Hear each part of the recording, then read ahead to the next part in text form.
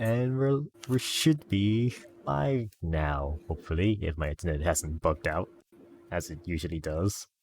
Yes. I have to mute it. That's so weird. Yeah, The because double voice. you hear yourself twice. Like it's like what 2 second delay or something. Yeah, Bit strange, but yeah. that's how the internet be like that, Yeah. Why isn't Yeah. everything instant?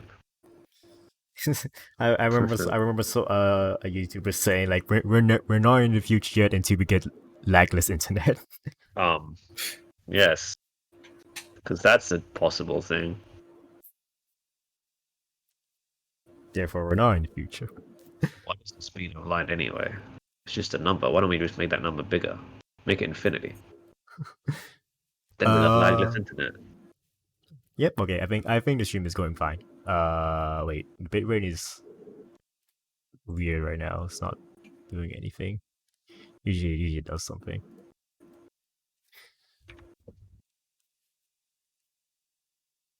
Oh, here we go. Okay, yeah, we're live now. And so, hey everyone, we're finally doing another Black Hawk talk from like I don't know how long has it been since the last Black Hawk talk. I need to look that up.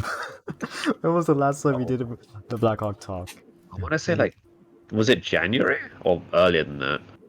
I think For me it was earlier than earlier because I think it was last October because it was probably before fall quarter started. Actually, it might be even earlier than that. No, because... okay, so here's the date. It is 31st of August, 2018. Wow. Oh, 2018. Wow. that's Okay. fine. I remember it was before a fall quarter, but I did not remember that it was before the fall quarter 2 years ago. Yeah, God, that was when we were sophomores. Oh, I know. Yeah. About to be juniors, yeah. Right? Damn. Time just flies.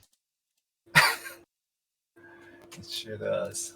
Damn. Now we are graduates. Yeah, graduation podcast time. But yeah, that's pretty much what this topic is. So here's me. I am the Black Hawk God. I don't know why I keep saying "the." It's not not a title. It's supposed to be my username, Black Hawk God. Okay. Yeah, that's me. And we have Ian. Hi guys. I'm also known as Naietz on my. Naietz as well. And we also have Sam. Sart. Yes, Sart. Yeah, we're mostly we just graduated like yesterday. Well, I mean, we didn't go for the ceremony because of we finished classes yesterday. Yeah, we finished our classes, and I hope that we all have the requirements to graduate by now. Because I'm pretty sure I'm getting an A on my English class, so I don't think I'm gonna get anything lower than a B, for the senior project. Hopefully. Yeah, the professor very kindly pointed out that you're definitely getting more than a C. Yes. So that was nice.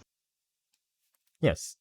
So yeah, we're just gonna Yep. Yeah, we're just mostly gonna talk about our time, or just our college years and SCAD that was our college. This might be the last time Scat Hong Kong is mentioned in public. Yeah. Well, I wonder. There's that philosophy of the So Hilary said that she would join in 20 minutes. So yeah, we might get perspective on the masters. So, that'd be good. Yeah. So we can talk about our stories first. But in the meantime, I think since Ian, you're the oldest one, should we go for this? Should we talk about yours first? Wow, just through the whole career in SCAD. Talk about like your time before SCAD and what made you want to go to SCAD, because I'm really interested about that as well. Oh, alright. So of course I'm a transfer student, and before I came to SCAD, I was studying on another university, and where I went to was the University of New South Wales in Sydney, right? And I studied landscape architecture, and I spent 3.5 years studying that, and I thought that design is design. Like you could learn it and have it be applied anywhere. I thought, but turns out if you don't like the discipline, then it doesn't work that way. So I had no interest in landscape architecture, and like at first when like people there, when I talk to them, I don't kind of resonate with them. It's this sort of gap we have. Like I call them acquaintances, but like very few of them actually were friends because we don't share much in common. And that gap widened as we approached our senior project, and in the first semester in Sydney, you have 2 semesters per term, and per year. And in the first semester, it's like we had a group project, and basically it goes down the shit show that group projects tend to go down, right? And I ended up having to do a lot, and I completely burned out in that one semester. And then I went in for the final semester and failed. And then I decided maybe, you know what, like I'd try again, but I was so depressed. So I came back to Hong Kong. I looked for a job instead, and I joined this advertising agency and worked in there. I went in as a graphic designer. My boss said I was pretty average as a graphic designer. I didn't stand out, but he said my ability to bullshit, literally, was really, really high up there, and that's a really important skill to have as an advertiser, if you didn't know, because knowing how to pull out pretty words from out of nowhere, turns out people pay for that. Like, people want their projects to sound amazing, and you just need to find ways to make it sound amazing that normal people will buy into. And so knowing how to convincingly bullshit is a legit skill. So he offered me a job as a full-time copywriter. So suddenly I had this decision I had to make. It's like an ultimatum. I can be paid normally, like a normal human being, or I can go back to SCAD, actually get a degree. And like the thing that made me want to go into SCAD was I went in on open day, and our professor Wan Chu, he was displaying student work, and I don't know whose work it is to this day, but there was this huge figurine of a dragon. Sam, were you there on open day? I don't know if you saw that. Like, was there? I don't remember much from open day, honestly. Yeah. So, by the way, when I don't think we 5 should be years saying ago. full names. By the way, this thing is online, so this is trying to avoid full names. It's Yeah. public knowledge, maybe. I don't know. Yeah. Anyway, so yeah, he showed us this huge. He showed visitors this huge dragon sculpture. It was like, I don't know. It was like it was really big. It was about the size of a 27-inch monitor. Yep. So he showed that sculpture, and I was like, wow, this is what people do here. Wow, I want to do something like that. If I want to go into game design, I want to learn how to make a dragon that looks that badass. So I was convinced I would join in SCAD, and then I deferred for a whole year because I was waiting. I was trying to. It took me a year to decide whether I wanted to quit my job and come back to study. So I took a year working, and when I finally joined in SCAD, the first year, foundation year was so boring. Like, I respect a lot of the professors that taught me during foundation year.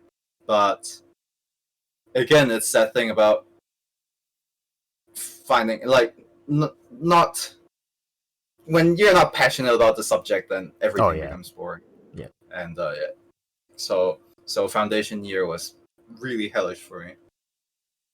And starting in sophomore year, we finally got to make games, right? And suddenly things turned for so much better. And yeah, and then we started doing the Black Hawk Talk first sophomore year. Wait, was And that then, sophomore year? Oh yeah, 2 The years. first one 2 was years like ago. after the game awards, right? Yeah, we talked about the Game Awards, but when was the first one? First one, I want to say January 2018. the first one Yeah. is 2017, Oh, jeez. November 21st, Eh? and I Wow. just think we just talked. It was supposed to be like, um, it was just us, Ian, Sam, Tristan. We were just talking about games we were just doing. That's it. That's the idea, because that's the whole. Oh, maybe we were looking at the nominees. One of them, yeah, Probably. one of the episodes. Yeah. So, yeah, the episode 2 was the Steam Awards, and then Oh god. episode 3 was talking about the Game Awards. Oh, that was it. Yeah, Steam wasn't the different Yeah, things. and then right? episode 4 was E3 2018.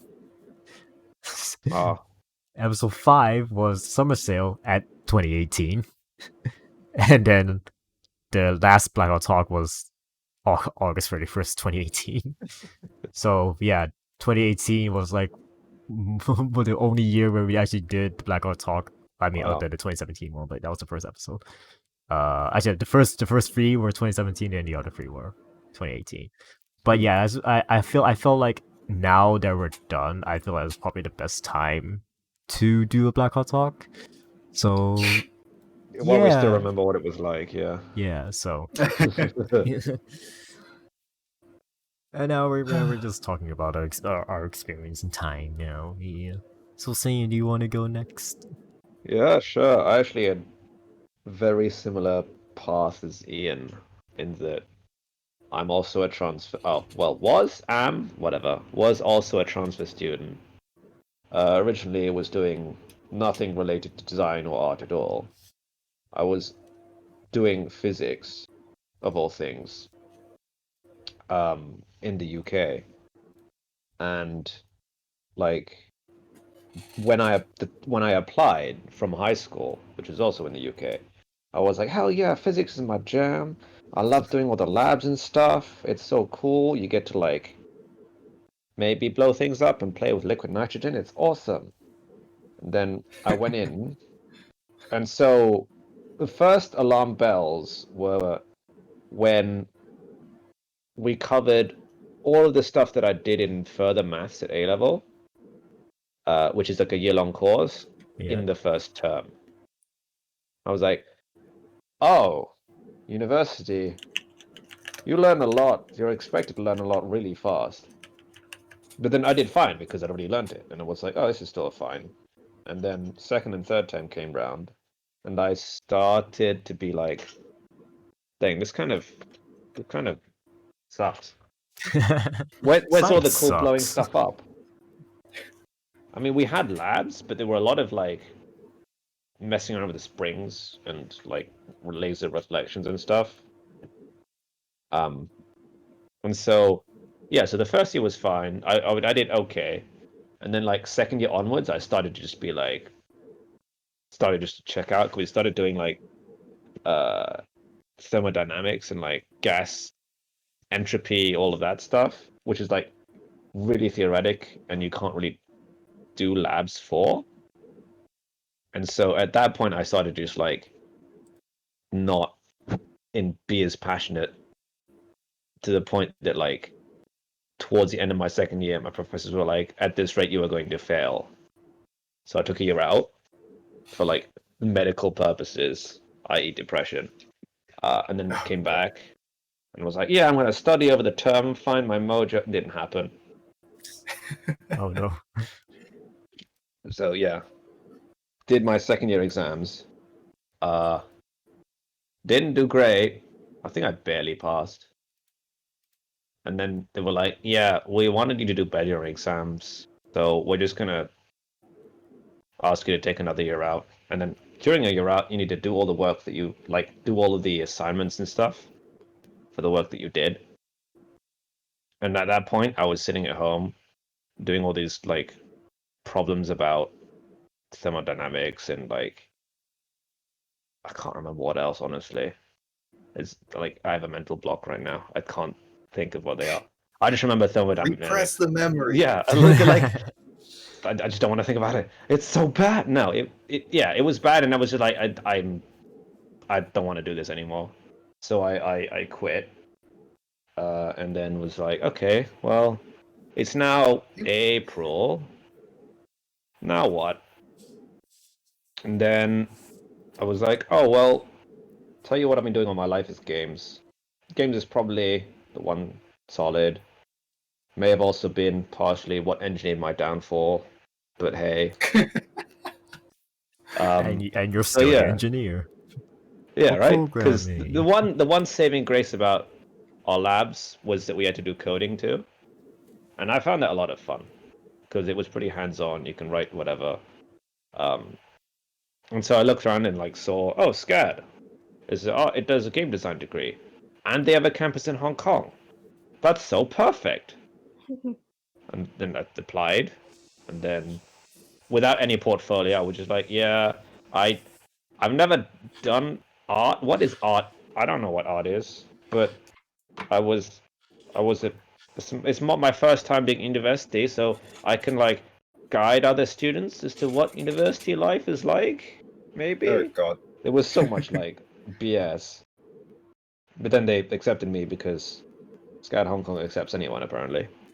And so yeah, so then my first year was it went about as well as you'd imagine for someone who doesn't know how to draw. In that you do your foundation courses, and it sucked for me. Again, because I knew nothing about drawing, painting, all of those technical skills that I don't have and still don't have. So yeah, the first year was really tough. But then again, second year onwards, we started actually doing game stuff, doing your major classes, and I was like, oh, so this is what happiness is like. Wow. Yeah. That was my journey. Oh yeah. Okay. So Hi. hey everyone. Okay. So everyone, we have Hilary here. She's also one of our classmates, but she's masters instead. Because Ian and Sam will have graduated with a bachelor's degree, but Hilary has a master's degree. Yeah. So Hilary, before we get started about talking about your SCAD life, since this is the first time on the podcast, I usually like to say, who you are, and what your username is, and what's the story behind your username. So your username is Hilsin, is it? Uh-huh. And is there a backstory to the username?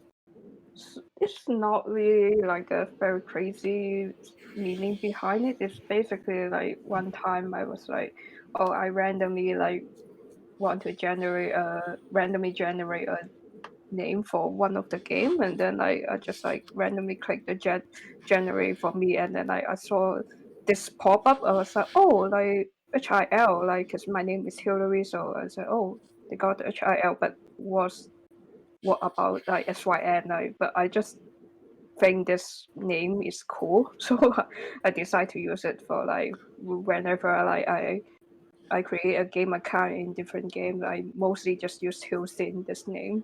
Yeah, because when I see Sin like that, I just imagine Syndicate. That's the first thing that popped into my mind. I was Syn- thinking synthetic.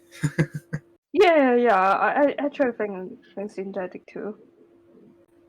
Like the creator Hillary Syndicate. Synthetic. But yeah, we already went through Ian and Sam's time at before they joined SCAD and their time at SCAD. Since you're the masters, I mean, you're the only masters here. It'd be really interesting to see what your story is before SCAD and then how you got into SCAD. Okay, so it needs to go back to 10 years ago. So 10 years ago, when I was still in high school, I think I was like in grade 10 or 11. So one day, like there's two SCAD students came to our school and want to promote SCAD to us. So it was in the morning, like so they just like go on the stage and like showing a lot of slides of SCAD Hong Kong, because I think that year, like 10 years ago, was literally the time when SCAD Hong Kong like open the first year. So they're like, oh, we are accepting new student. Like, so if anyone interested, like you can come to tell us that you want to apply SCAD. So, but at that time I was majoring in business. Yeah, business. It's like totally nothing related to art. I was interested in the school, but I thought that I might not be qualified because I don't really have a strong like drawing skills, and I'm not really sure what major I would like to pick when I attempt SCAD. So I was just like, oh, maybe not. Like, though I'm still interested in the school, but like I decide, oh, maybe I just like focus back to the public exam and apply for the universities in Hong Kong. But yeah, and then later I screw up the public exam.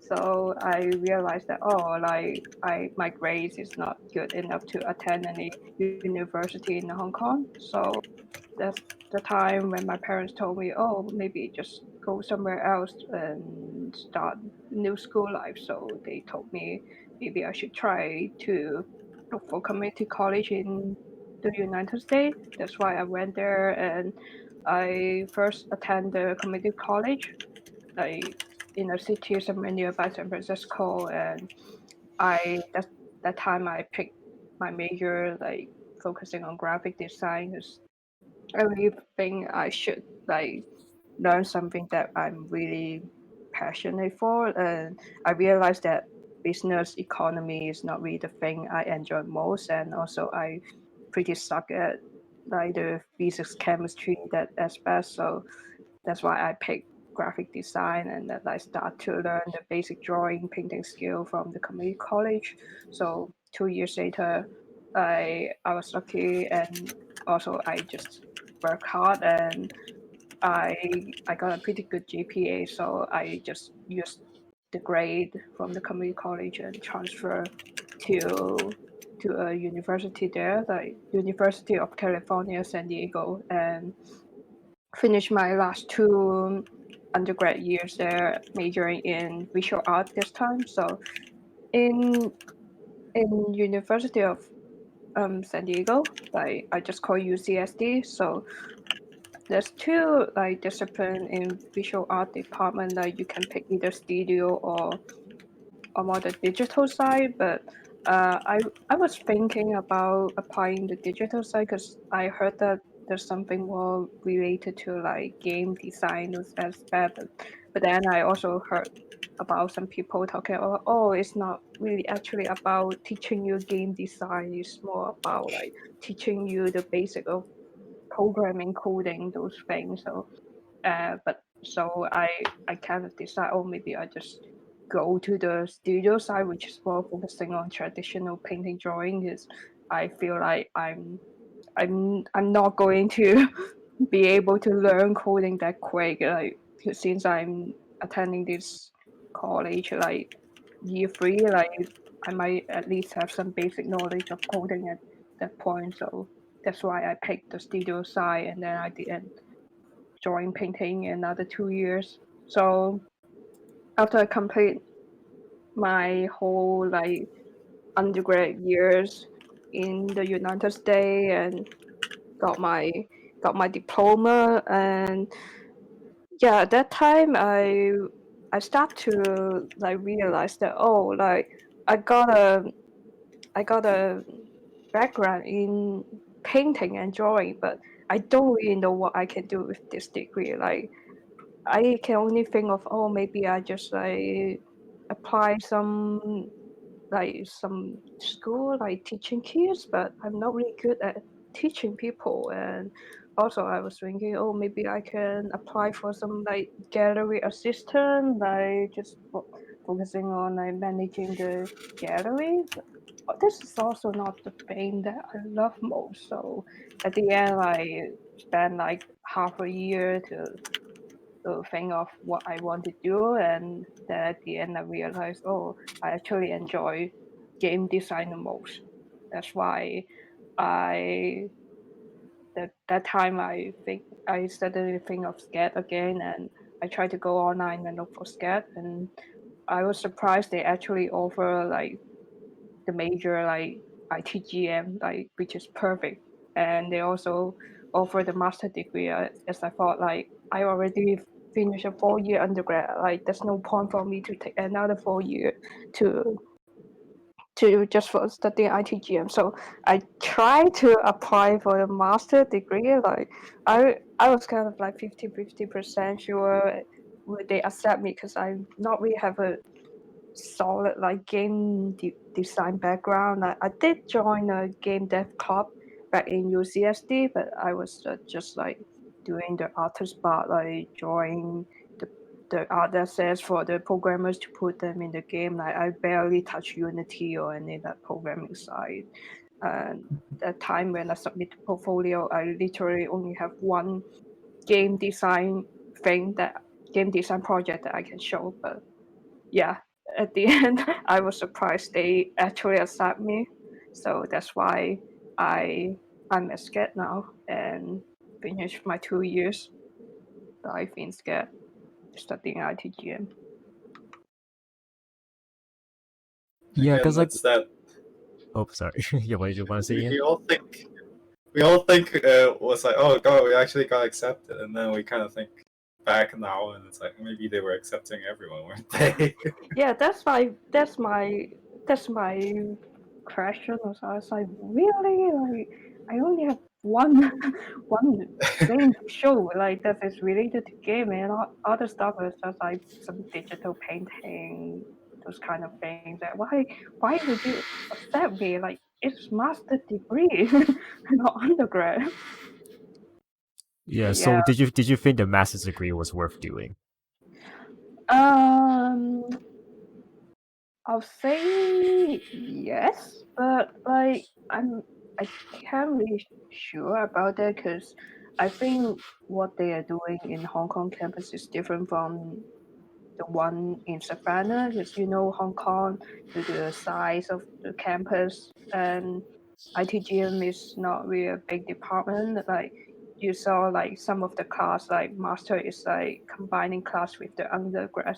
That's why I kind of have a feeling that like we are basically learning the same thing. Like I don't really see like there's a big difference. Like if you're a master student, that means you have more workload. You have a very obvious different syllabus from the undergrad. I just feel like we're basically learning the same stuff. It just I can call myself I can finish it in 2 years rather than like spending 4 years stuff from the Yeah, because foundation. I just imagine like doing a master's degree is just doing the same class again, but you just have a bigger skill set. Yeah, that's why like not only for SCAD, but like usually when people say like when you want to apply for a master's degree, don't attend the same college. Like you should go somewhere else. I do not go to the college, your undergrad college. Because So like there's a high chance like you're literally like just go back to some course which is similar to what you have learned before. so yeah, just if you want to do a master's, so you're saying don't do master's degrees in the same college because it's gonna be repetitive. 2 years. Yeah. The whole for classes. Unless you switch to a whole different major, or else I don't take undergrad ITGM and master in ITGM. Not worth it. Yeah, Okay. that's kind of what I figured as well. Because like, look at how basically all our master students had the same classes as us, and it's just more work, but it's still the same class, right? Yeah, that's what I always Imagine felt. if you've already done the 4 years before, and then now you're doing masters, and then you're doing the exact same thing except with more work. You're just gonna get burned out. Yeah. Yeah. Like all of the master students that we know would did a bachelor's in something else. Yeah. Like it was like visual effects or animation or like visual art, right? Ken, Was he you business? remember Ken Mine like was business. no, Ken was social science. Oh right, social science. Yeah. And 10 was business. was business, I think. 10 no, worked Ken a was bit. architecture. All right, architecture, and then he actually worked for game Yeah. game dev, and then Yeah. he got allocated to be the guy who made the spreadsheets. I remember that. Yeah. Yeah, That time when he was in our team was so nice because yeah, because he built all these organized everything. like was it financial summaries and cost Yeah. prediction and all of that, and we were Yeah, just like proper adult what? stuff that we That's need. why Yeah. I thought he was the major business Exactly. major. Yeah. Turns out no, he just picked that all up with his job. Yeah, when you guys work on the project, just please, I saw the spreadsheet, I was like, fuck, like, what is that? I Yeah. look at our project, like, the sushi, Honestly, what are we saw it. doing? We thought the same thing. I'm pretty sure. Like, what is this? Yeah, I'm pretty sure we And all then like, what why did is he- this a professional business? Yeah. Statistics and stuff like that. Anyway, I would go into my story, but I'm pretty sure you guys can hear the freaking construction going on upstairs. But honestly, I don't hear it that much. That barely, Yeah, it's not you're very. fine. Yeah, it's not very distracting. all right, so I'm going to try to attempt to explain my story. It might be quiet on your end, but it's very loud here, so I don't know. I don't know if I sound like I'm shouting or not. There might be Discord's like noise. No, because suppression. I use RTX voice suppression. So Oh, okay. Oh, I'm using RTX voice, which is a noise suppression thing. So I hope that works on stream. I don't know how it works. I hope it's also fine on Discord. So it's working really well, I'd say. Yeah.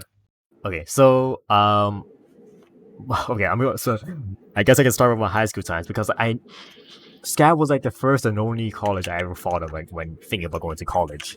Because at the time my brother was already at SCAD, right?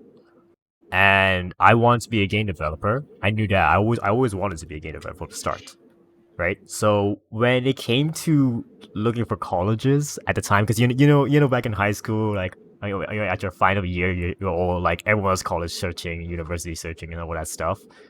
I remember I was like, do you, how should I say, like the only like when I was doing the there's like a sheet you fill in to like say which colleges you want to go to, which one you want to prioritize to, right? And I only in my sheet I only wrote SCAD and only SCAD, and they said my teachers were like, don't you think that's kind of too risky? But it's like, nah, I know, I'm pretty sure this is my only choice that I can do, because in Hong Kong there's not many choices for game development, like English speaking, game development. Those two things are the most important part I need to look for, and SCAD was like the only one that I could look at.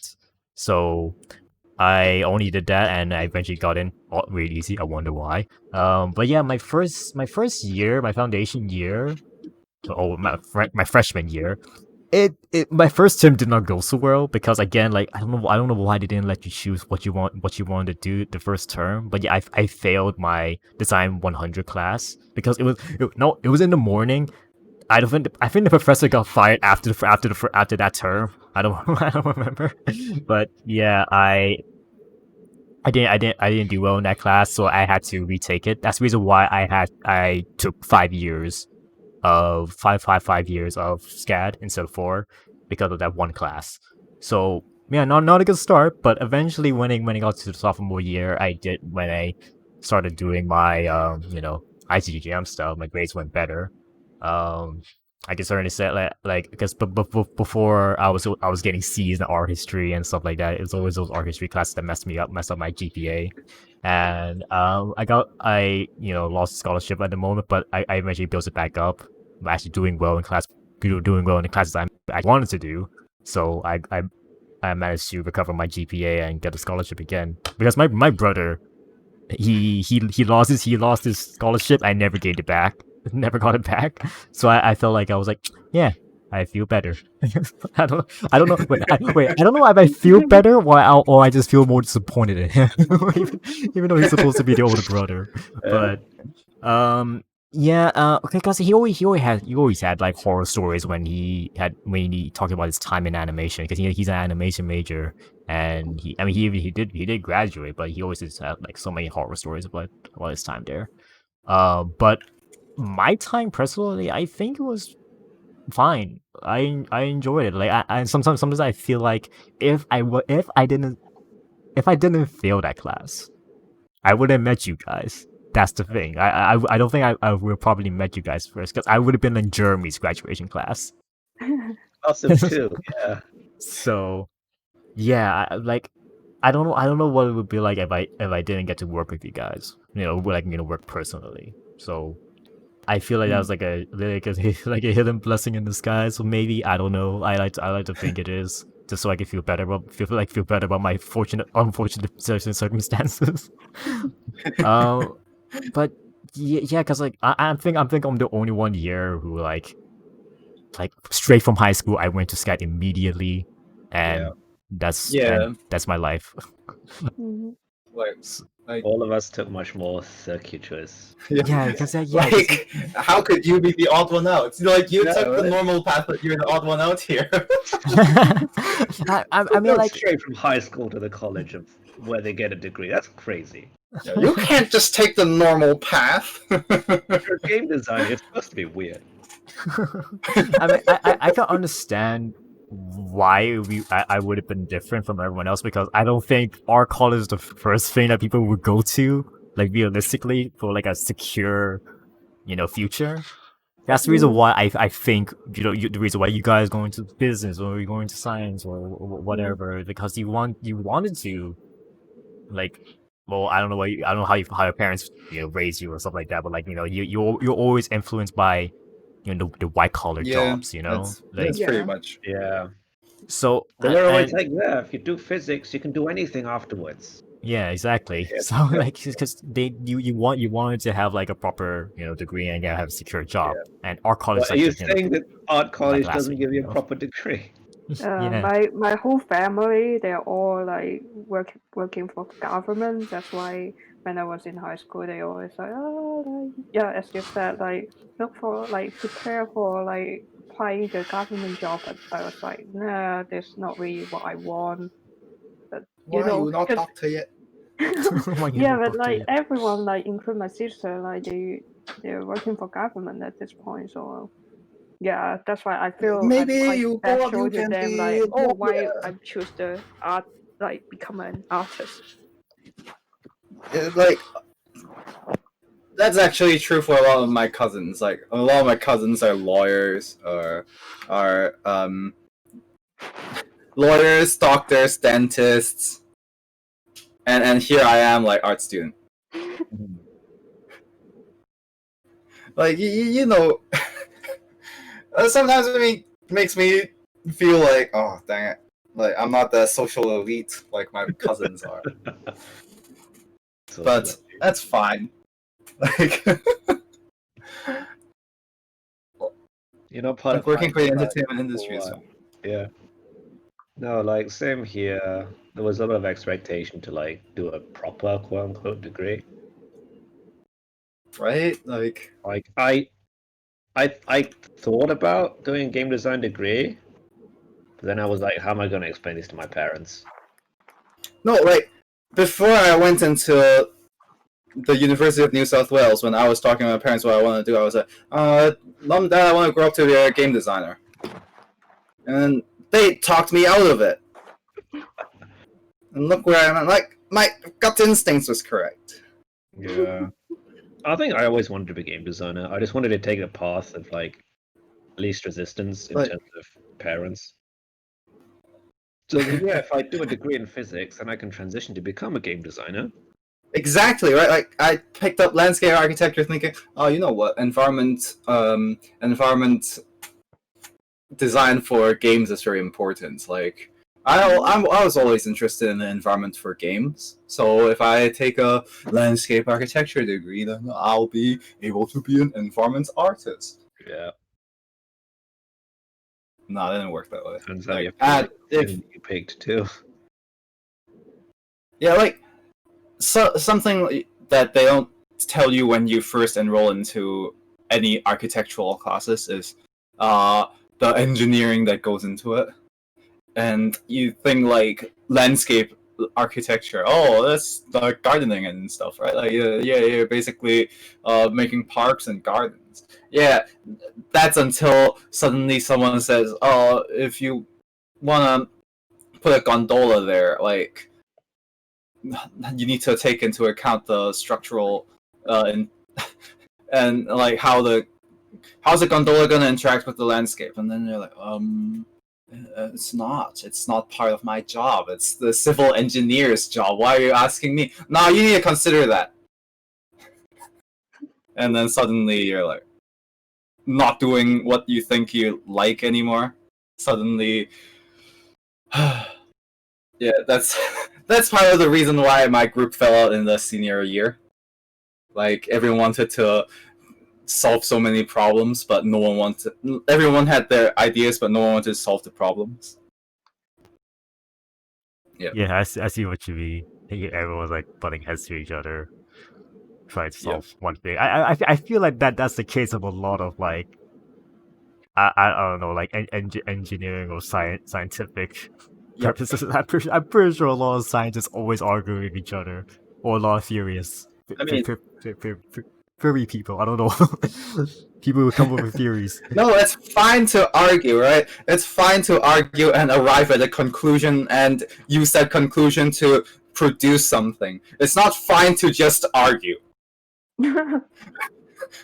Like, we were literally 2 days from the deadline and everyone was depressed from arguing and no one was putting in any work, and I was like, guys, we just need to put this on paper and have something to hand in. Wow.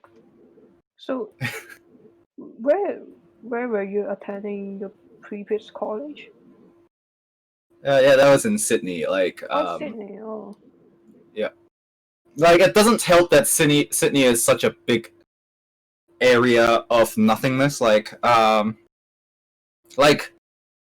maybe it's because I'm used to being in Hong Kong, Mm-hmm.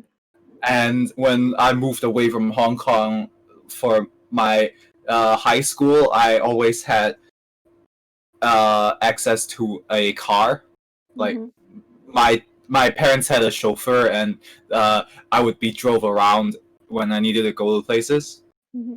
So I never appreciated the public transport in Hong Kong until I went to Sydney. And it's like in Hong Kong, if you're standing at the station and then you see the sign say, oh yeah, the train is going to be 4 minutes away. And you're like, oh god, that's so long. Like, oh, I don't have the time for this. In Sydney, you can be going to the bus station right on time and look at the timetable and it says, oh, the bus is going to be arriving 8 a.m. on the dot. And you look at the time, oh, it's 7:59. The bus should be here anytime. And the next bus you see is probably 9 a.m., followed by 4 different buses that are completely empty because everyone went onto the 7:59, went onto the 8 a.m. bus and caused a traffic jam, and all the bus behind it, people don't even get on. And then suddenly you're late for class because the bus didn't arrive on schedule. And you explain, oh no, the bus was an hour late, professor. And then, yeah, well, maybe you could have tried to get onto the 7:30 bus. And then you have no excuses. Like, what was I going to do? Oh. Like, yeah. Yeah. I always appreciate Hong Kong's transportation system because MTR just makes everything so convenient, and I mean, I remember always waiting for like buses. It's like such a nightmare, and I don't know what's it like in other countries, but Yeah, like you learn to appreciate so much more when you go abroad and you're like, what do you mean they don't have trains every 3 minutes? Yeah, Right? What? I agree. What is this? How do you people live? Yeah. Like I worked a freelance job for a guy, and so the district I lived in was called Setland, which was next to Kensington, and Kensington is basically like to the east part of Sydney, if I remember, southeast of Sydney, so a bit near the CBD, but not really. And then I worked for a guy, freelance, whose office was at Parramatta, which is northwest Sydney.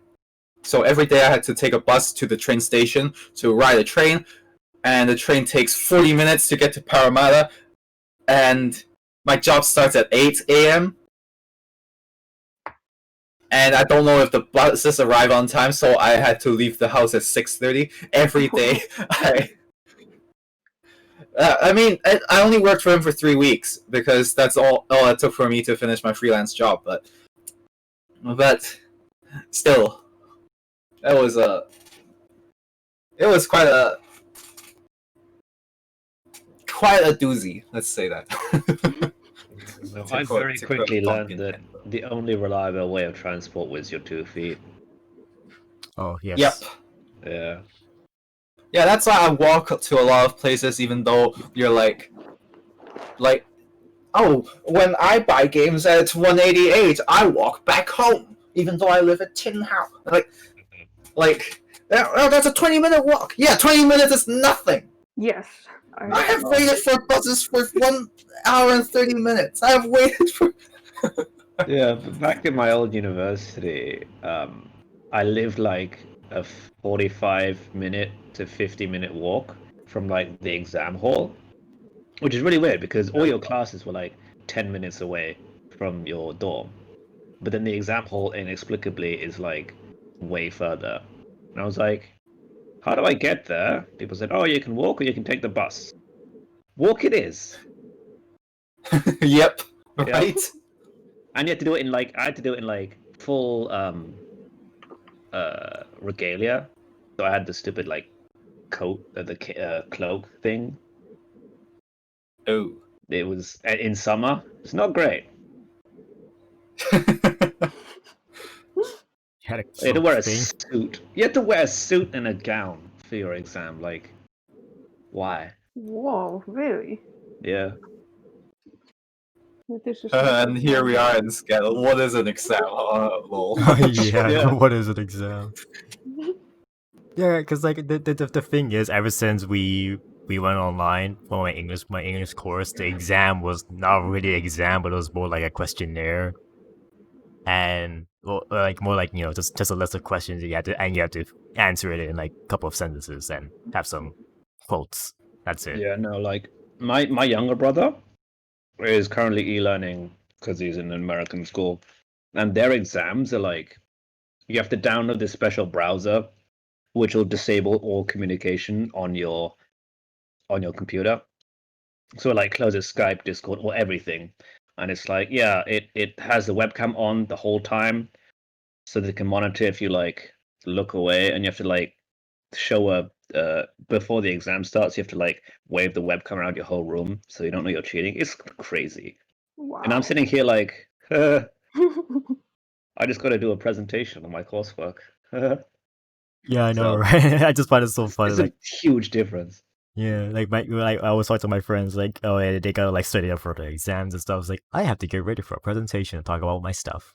Yeah, I'm just gonna make a PowerPoint. Hang on, give me like 20 minutes. Okay. And then we were complaining how we had to make a game trailer, and we were like, "Oh God, we have to make a It's game like, trailer." oh, we have to make a trailer. Oh, I gotta take some I have to do screenshots. video editing. That's my work. Oh, That's funny because like What do in you- high school, I was What do like you that mean we as have to well. boot up Premiere? Because like in high school, right? We have I don't know. You're familiar with IB, right? Are you guys familiar with IB? I so much so that I ran away from it. That's Yeah, like okay, part of the reason I went abroad to do high school is because they were switching to IB here, and I was like, I don't want to do that. Okay. Yeah. Okay. I actually did IB, and that was complete. Oh God! Like, Why you're peeking why a would lot, Ian? You're peeking a lot. I don't know why. It's Uh, picking up the passion. so he's so passionate. anyway, yeah, I had to raise my voice because I had to erase my voice activation because there was construction going on anyway. Oh, I Like see, I see. Hong Kong, dude, constructions Yeah, everywhere. you know how Hong Kong is. Uh, You always constant renovation. Yep. Yeah, Anyway, you were saying? so I did IB for high school, and that's like the worst thing that could have happened to me, in my opinion. It's like, the teachers were all saying, "Oh, look, you can take IB and you can learn so much. It's like basically equal to 6 A levels, but you only do 3 A levels." Exactly, you can do twice the work. What's gonna want to do twice the work? Okay, but Yeah. here's my story with IB. In my high school, there was two choices. We had IB or BTech. IB, yeah, I'm pretty sure like, I don't have to all go fully explain what IB is and what the courses are like. But pretty much a lot of my friends did IB, and a lot of our arty and engineer, we chose BTech. So if you want to know what BTech is, it's mostly just coursework, only coursework. That's it. There's no exams wow. or anything, just coursework. So when I did, because I knew I was going to, I wanted to go to an art college and SCAD and stuff. I did the BTech course because I might as well just focus on the art stuff and engineering and minor in engineering. So like it was like BTech was pretty much college light, I would imagine, because it prepared me for college more than anything else. I don't think I would have got gone that experience from doing IP, right? Because what their choices were for BTech was you had a choice of a major, a minor, and 2 other IB subjects, right? Well, IB had to do like 7 subjects at once. So BTech had the choice of, a major, a minor, 2 IB subjects. That's it. So what I did, I majored in art, minor in engineering, and IB film, and ESL, which is like no, not ESL, no. Why that? English is my only language. Why do I take ESL? It's like an English kind of course kind of thing. So yeah. With that, I felt like that's how it was more stressful than SCAD though, but it did help me get used to what would SCAD would be like, because as I started SCAD and I look back at my time in high school, it's like yeah, this prepared me. This is a good this was a I don't think I would regret this time because I actually prepared me for this, Yeah, and I didn't have to do any exams, so yay. I guess the positive of IB is that it teaches you how to take classes that you hate. Maybe. But we always done that from we always had classes we hate doing ever since the beginning. Oh, I don't know. Like, Another thing that, like, the IB quote unquote prepares you for is writing long essays. And, like, to be honest, like, how many of us has actually written an essay and thought like this does not fill the word requirement? Like, every time we wrote an essay for any professors in SCAD, they're like, cut it down. Like, this is too long. I don't want to read 5,000 words. Yeah. Like, it needs to be trying to 2 be to 3 pages. I mean, it's funny because like, that's the whole point of the English class I took when I was in BTech, because that class was pretty much a way to help you write, pretty much. And it actually helped me because I use a lot of techniques I learned in that class and I apply it to my essays. It's the reason why I always end up doing like 1,000 or 2,000 word essays, and I do it in one night, because I'm so used to the process of what I learned from that time. So yeah, right. Like, screw right. high school teach you to expand your word count to 5,000 words. Basically, half of the 5,000 words is filler words that you don't need. And then once you get into college, you're like, oh no, you need to be more concise. But my high school taught me. Nah, your high school's wrong. But every high school teaches you how to expand your word limit to 5,000 words. Yeah, but like, okay, so I'll tell you like the one technique I learned from the class. Because we talked because like I remember the class was like talking about like how do you reference something, like how do you take information from a source and not say you're repeating it, right? You want to paraphrase what they're saying, right? Yeah. And that's what I learned. I learned how to, like make sure I'm explaining the same thing, but I'm not exactly saying what they're saying. I'm just saying I'm just describing it in my own way.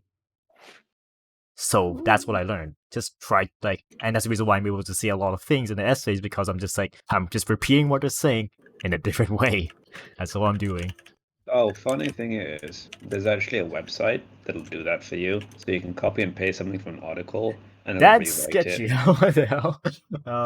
Yeah, it's called Quillbot, and you just like replace it, like changes sentence structure and like certain vocab to make it say the same thing but not get picked up by like Interesting.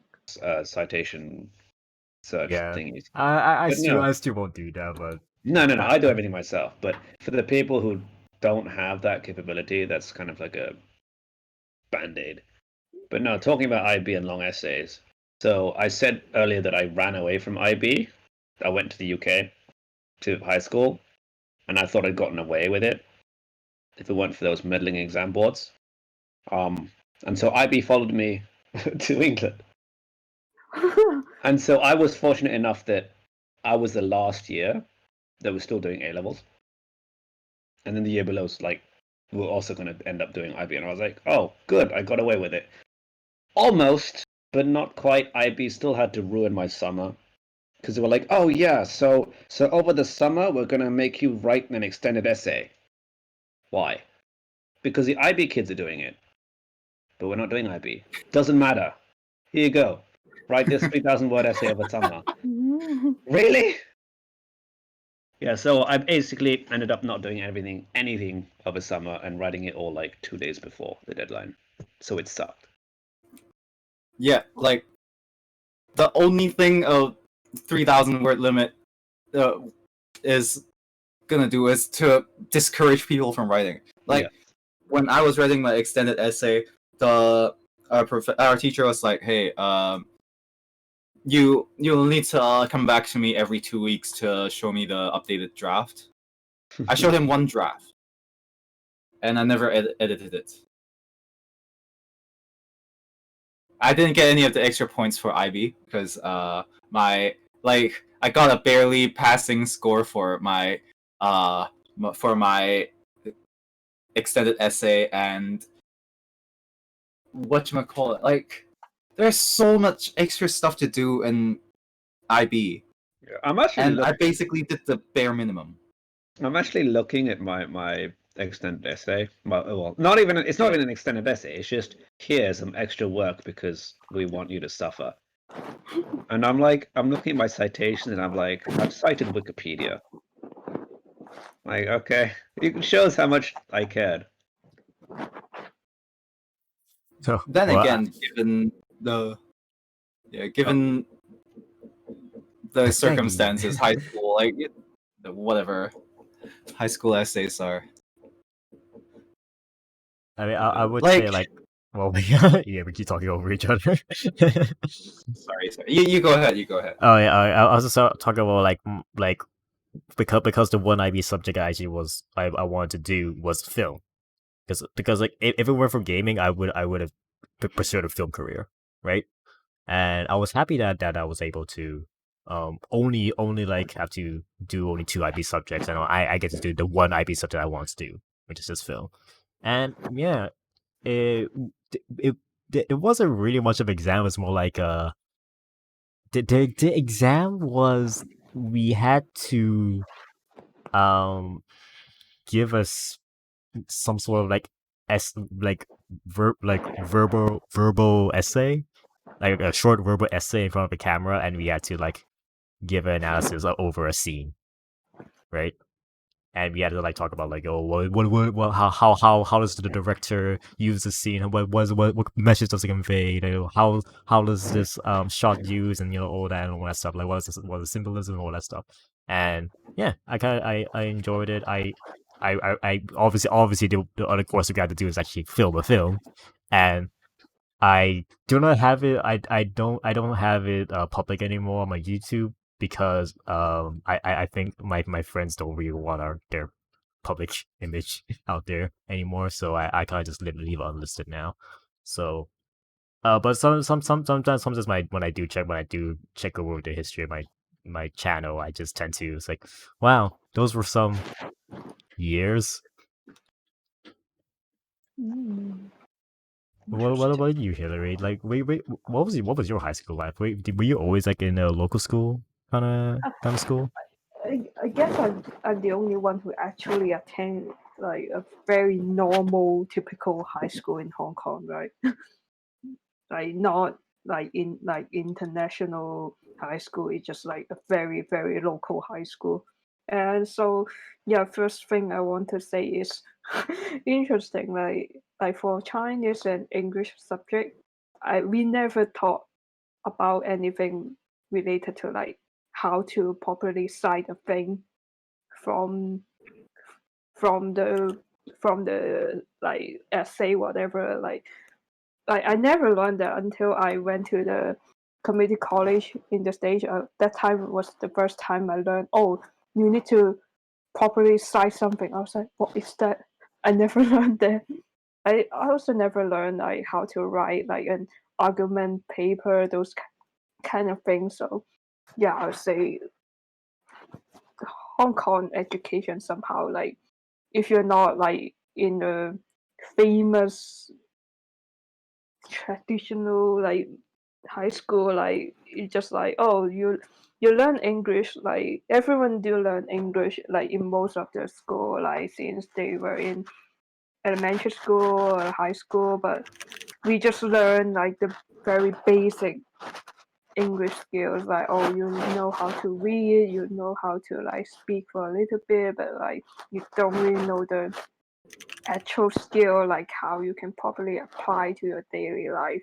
And yeah, even we have to attend the public exam. It just like the last 3 years of my high school life, it's just like, oh, I just keep working, like doing the past papers from previous years to like make sure, oh, I know how the exam pattern gonna be, like how the exam gonna be. Like I just keep practicing the paper just for the exam, but not actually learning something meaningful, I'll say. So yeah, I attend the public exam Hong Kong, so what we call the Hong Kong DSE. Like I think you guys have heard of it, right? I don't think I heard of DSE. DSE. Like it's just like Hong Kong Diploma of Secondary Education, something like that. So they just changed this new public exam thing. Like let's say they changed it in 2012. So I so happened I was the first year when they switched to this new public exam system, and we totally have no idea how to take this exam, same as our high school teacher. Like everyone just like, yeah, it's a kind of new form of exam, but we think like what they are going to ask you in the public exam is gonna be something similar to the previous system. Like, cause the previous system is like in Hong Kong, like we even have grade 13, right? So you need to take the first exam when you're at grade 11. So if you get enough score, like you can like attain the high school again and like finish another 2 years. So you take the final public exam at grade 13 in order to like get the diploma and then like apply for university. But in Hong Kong DSE, everyone just like finish your high school at grade 12. No more two exam, but except like we only have one exam on grade 12. So after that exam, you just like use this diploma to like apply for college or like take this to like for overseas college. And yeah, so everyone have no idea how to deal with this public exam system. And that time Like, so you can take up to 8 different subjects at that time, but I was like, oh, I only pick economy, business, and then Chinese, English, mathematics, and we have one thing called like the general education something. Oh I yeah, forgot. like social studies, right? The social study, which is horrible, like super horrible. Like it's so meaningless. It's just like they try to like encourage you to have critical thinking by looking at like what's happening to society around the world now, and then they just ask you a bunch of stupid questions to like you try to like critique like, oh, like do you think like how do you think like when they propose this like when they propose this kind of rules, like do you really agree or not, and why, like can you provide some facts that support why you think like this way, like it's meaningless. But well, yeah. So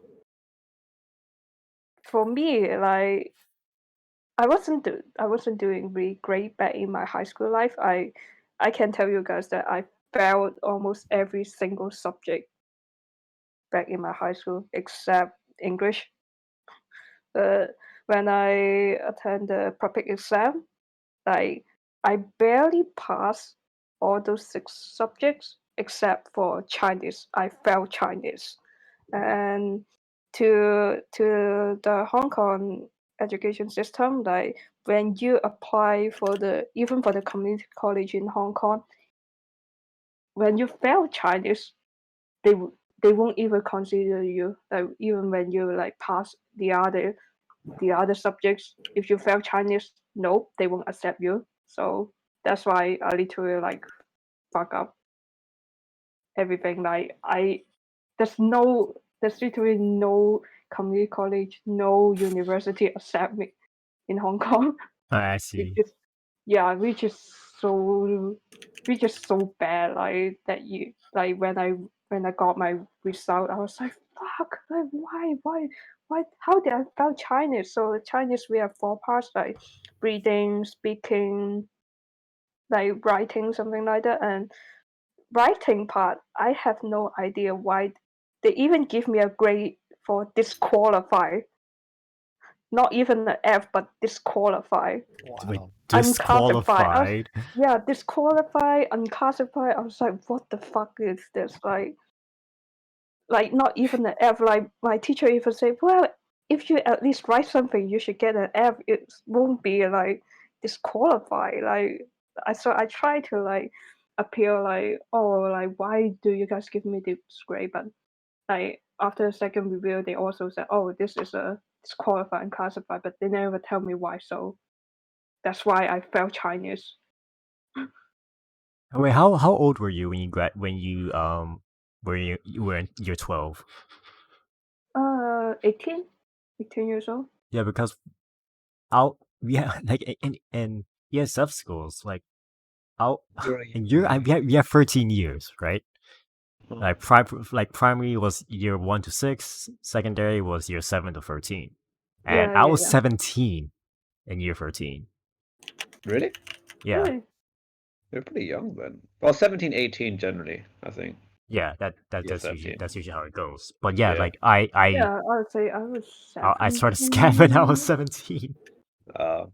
I think I took the public exam when I was 17ish, and my birthday was in August, and the public exam was sometimes between March to May. So yeah, I was 17, I think. Yeah, because Yeah. I say this because I have experience with being both in an ESF school and a local school. Because Mm. on my first 2 years of my childhood was ESF school, but then I had to go to local school due to financial reasons, and I spent year 1 and 2 again, and then year 3 in local school.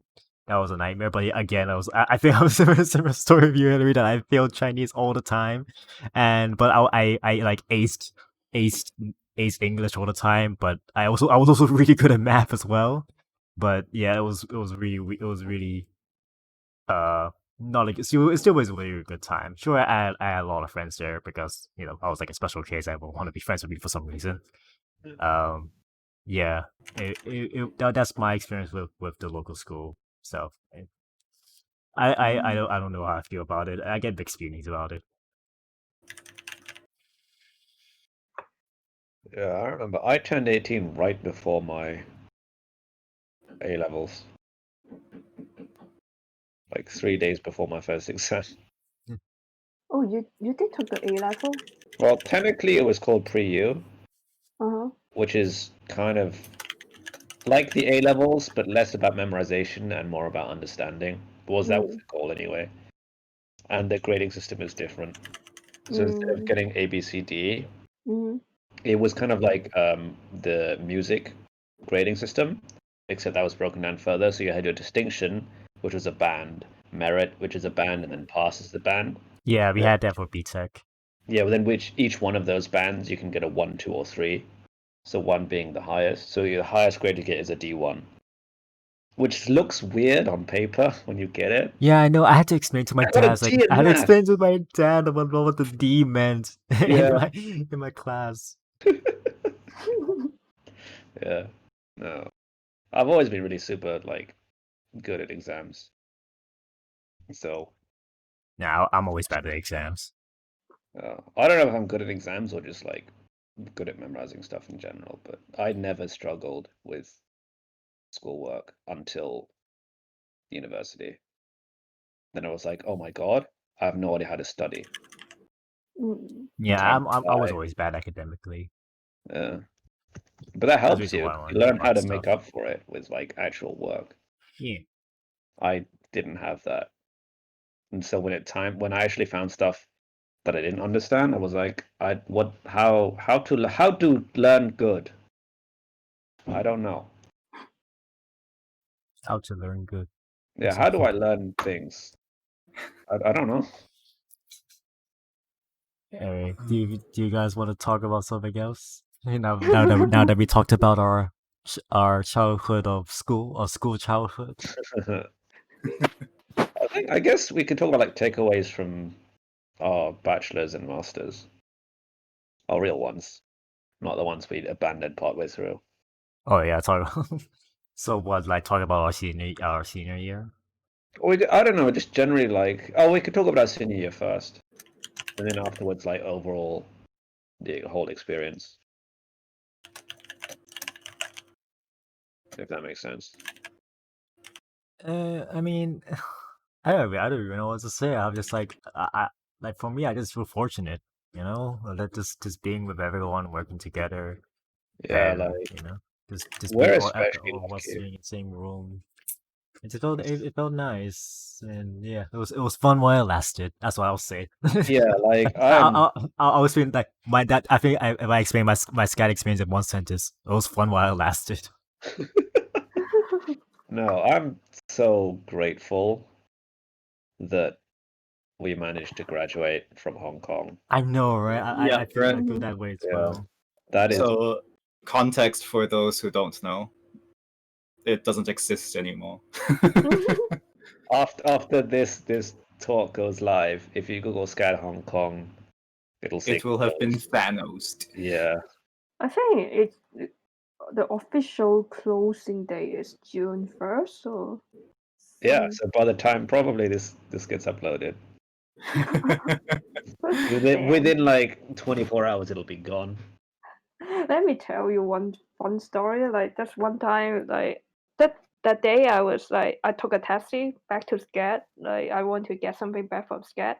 So I got on the taxi and the taxi driver asked me, "Oh, so where do you want to go?" I said, Scat Hong Kong. Do you know that place? He said, "Yeah." And so I was like, "Oh yeah, not much people heard of that school." He said, "I heard of it." I said, "Why?" Because I saw the newspaper. I saw this newspaper that Sky Hong Kong is closing down. That's why I know this school. I was like, fuck. 10 years in Hong Kong, and this is finally Yeah, how this is the one thing people people will know it know for. about Sky. Yeah. It's a shame. Yeah. But hey, we managed to make use of it at least. Yeah, I'm glad that my well, the reason why my brother went to it, because my brother wanted to always do art stuff or animation or a degree or to something, but there was we didn't he didn't know where to go. At first, he looked at Full Sail at America, right? Yeah. But he didn't get accepted. He didn't get accepted. So he looked at my dad's friend told him about SCAD, and then that's how my brother found SCAD, and that's how I found SCAD. So yeah, Mhm. Yeah, I was looking at Full Sail. I was looking at what DigiPen as well.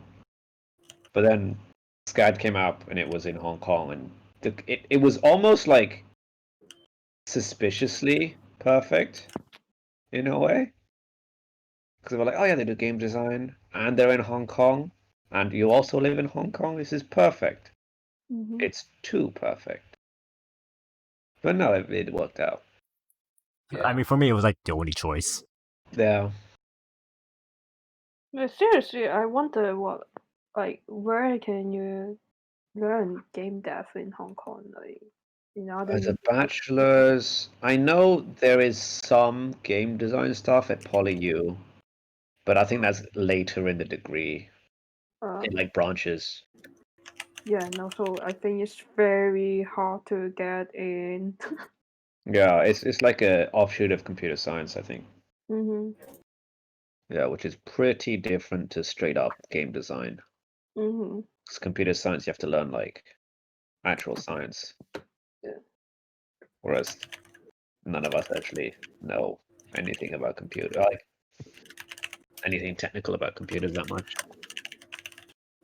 We're all But like, you, my computers, that's what you run Unity on, right? Yeah.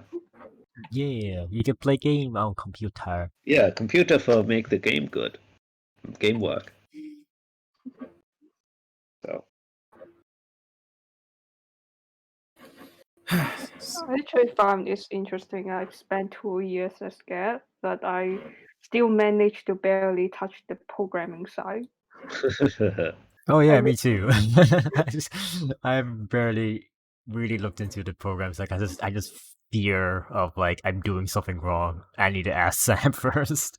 yeah, no, programming. I guess like previous experiences kind of helped me out, but still, programming is pretty good. Like what helped me a lot actually was because I visited campus before I started, so I met our like game design professor then, and he was like, "Yeah, before you come to SCAD, you should do all the Unity tutorials because that's what we use here."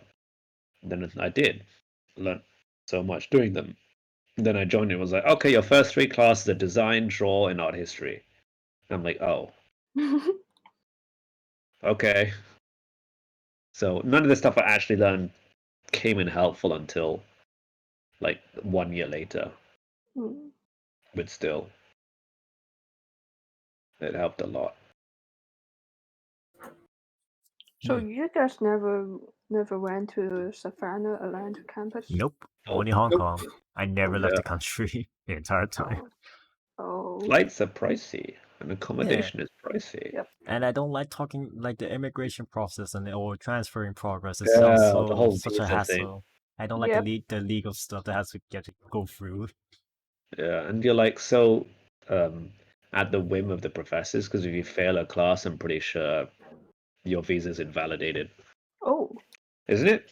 Or if you drop a class, I can't remember. One or the other. I I think think you it's need to. something about the GPA, overall GPA. Yep. If your not the GPA fall. drops below a certain point, then your visa gets revoked. Oh, right. If you do not do three, like eight, 1/4 is like 20 credits hours, right? So if you do anything below 20 credit hours per quarter, then your visa gets revoked. Ish. Is it 15? Was it Because I 15? think Oh, each class is 5. yeah. Then yeah, you need to take 3 classes basically. Yeah, kind of hard to do And that in your last year when you don't have 3 classes to do left. right? Yeah. Yeah, I guess you can apply for like some internship and have Oh, the working hours count towards that, but it needs to get approved. Yeah. Ultimately, it's the educational body that approves it. So, Tricky. yep.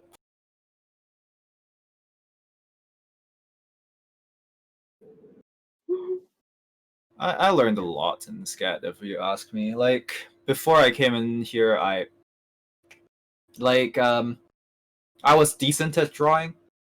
I was always decent at everything, but I feel like I never applied myself because I never felt like how should I call it? I never felt interested enough to devote myself into a certain subject. So I could only ever reach decent. And coming in here, like being forced to draw, being forced to produce things for our projects actually helps me a lot. Yeah. Also, like creating projects in Unity and learning how to code, that actually improved my workflow a lot, because the troubleshooting that goes in game design is like you start out with nothing, and then you add like 2 lines of code and expect it to do something, and it does something else, and then you're like, okay, that means I need to find out why it's doing something that's not expected, and then you start adding exceptions and exceptions and exceptions and exceptions. But that's how I kind of you sort of become this more logical, not logical. I'm not more logical. I'm just better at patching holes, I guess. Yeah, Like for super yeah, interesting. for our final project, John, like John's our other senior classmate. He had really good looking level, I'll say, but 10 hours before the deadline, he was still asking me how to fix some of the bugs he had in his level.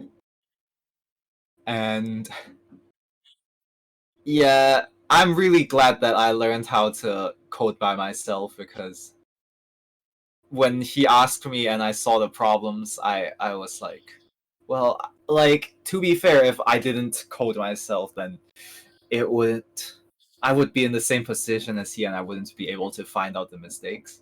But once I've learned the basics, they became so obvious. Like Yeah. he had a problem where the windscreen wouldn't show up, and the windscreen condition was if wave count reached anything above 4 waves. So he had 4 waves of enemies, and if the wave counts reach anything bigger than 4, then he wins. And every time a wave is defeated, count again and do wave plus plus, which means wave plus 1, right? Mhm. But his wave condition increase only goes up to 4, because it says if wave is less than 4, then do wave plus plus. Else do nothing, right? So you suddenly have this win condition where, oh, your wave count needs to be bigger than 4. But you can never have it bigger than 4. Like, it seems so obvious in retrospective, but if I didn't learn how to code, I wouldn't have understood why it wasn't working. And Yeah. that's why I was saying I spent 15 minutes looking in his code, and I was more familiar about his project than he was. And it makes me mad. It makes me angry. Do you feel mad at him or mad at yourself? Mad at him. He's a senior now. He needs to know how to code. I I'm know not the yeah, sure, yeah. You know, like, he doesn't. When I said, "Oh, just add a boolean," he typed in "bull," like bull, bull. Wait, what? Yes, you can't do that. You can't do that if you're a senior. You can't do that if you're a sophomore. Oh my god. Oh my god, I'm just imagining him typing bully and like bull the whole time. No, alright, add a boolean, so public bool, and then he typed public bool. And, what are you doing? No, no, no! Screamed at him over Maybe there's a Discord. game object called bull. I don't know. But he didn't declare that type, even if a game object was bull. He didn't declare the type. But yeah, If you typed in like like bullion, like the currency, the gold bar type bullion. Oh, what's that? Yeah. BULLION, Yeah. public boolean. Everyone has access to it, and everyone gets rich. Yeah. Yeah, no, like I have improved over my time in SCAD enough Yeah. that I can actually criticize other people and not feel unsure about myself. That is the biggest improvement I've had. Yeah, I feel like I can say I learned how to actually draw, mostly because of Ian. I feel like I mostly learned a lot of drawing techniques from Ian. So yeah, and I learned a lot like how things work from everyone else, especially Sam, mostly Sam. how make game work, and Vincent, and yeah, and Sam and Vincent. Yeah. It's I got a much better understanding of like just the amount of work that goes into making a game. yeah, like you really appreciate the game industry Yeah. a lot more. Yes. Because I was always interested in game development, like in like the stories of game developers. I always like looking at those documentaries of how they came to be and how they managed to go through all like their trials and errors to get to where they were. I always find it so fascinating.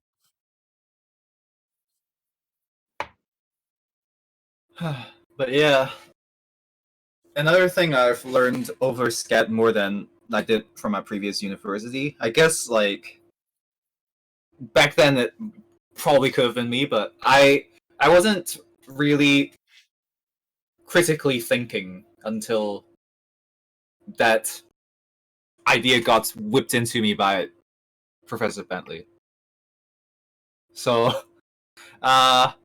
Professor Bentley is this really strict but really fair professor, and he basically teaches all the fundamental concepts and expects you to apply it in your own projects. So, before he kind of taught us that mindset, I didn't think too much on how to do work. I just kind of did work. I think that was a really helpful sort of mindset to like approach a problem and then think of all the things that I've learned and be able to like, okay, so in this case that means I need to do what.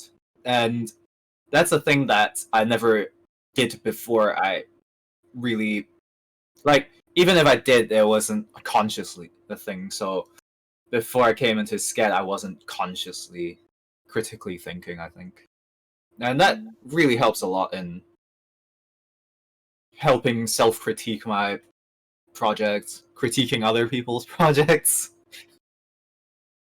and general shit talking. I don't like this game because whereas before I didn't like this game because it's opinion, now I can say I don't like this game because it's supported by facts. Yeah, so the professor says you can't just can't just critique a game on blind hate. You gotta have facts to back it up. Yeah, for me, I think one of the most important things I learned from SCAD from the course is how to do a better presentation. Like, because before, like in my previous college, like we mostly just like, oh, you work on your own painting, you work on your own drawing, sculpture, and then like when people group together, they just like, oh, all looking at you and like, oh, you just briefly talk about why you did that, but mostly you just let the others just like, oh, critiquing, like say what they think about your project, and you listen to their feedbacks, and then okay, just move on to the next person. Like there's really not much like a presentation thing that you need to like, oh, prepare for deck, and like you need to like stand in front of people to like present it well. Like I don't really have that much experience, so I'm not sure if I told you guys this story, but you know, the first quarter, almost the first day, Rancho hates me so much. Oh. Literally he hates me. So the first day when I attend SCAD, I attend the game design document class. So everyone just like briefly introduced themselves. Like that time there were the other three master students, Lawrence, Indy, and forgot his name. I always forgot his name. But there's another guy like Leo, who was like also another Oh yeah, master Leo. student. Yeah, so and then I try to introduce myself, and then after 30 minutes, Rancho was like, "Oh, Hilary, since you're new to SCAD, like, can I talk to you outside for a bit?" I was like, "Okay," and then he talked to me in Cantonese. He was like, "Honestly, I'm not really sure why you're here. Why do you want to attend SCAD?" I was like, "What?" He said, "I did look at your application for a bit, but I don't really know like what's the point, like why you feel like you want to be here." So yeah, that was his first conversation with me, and then like when we start to work on our first project, I think it was um, presenting free games idea thing.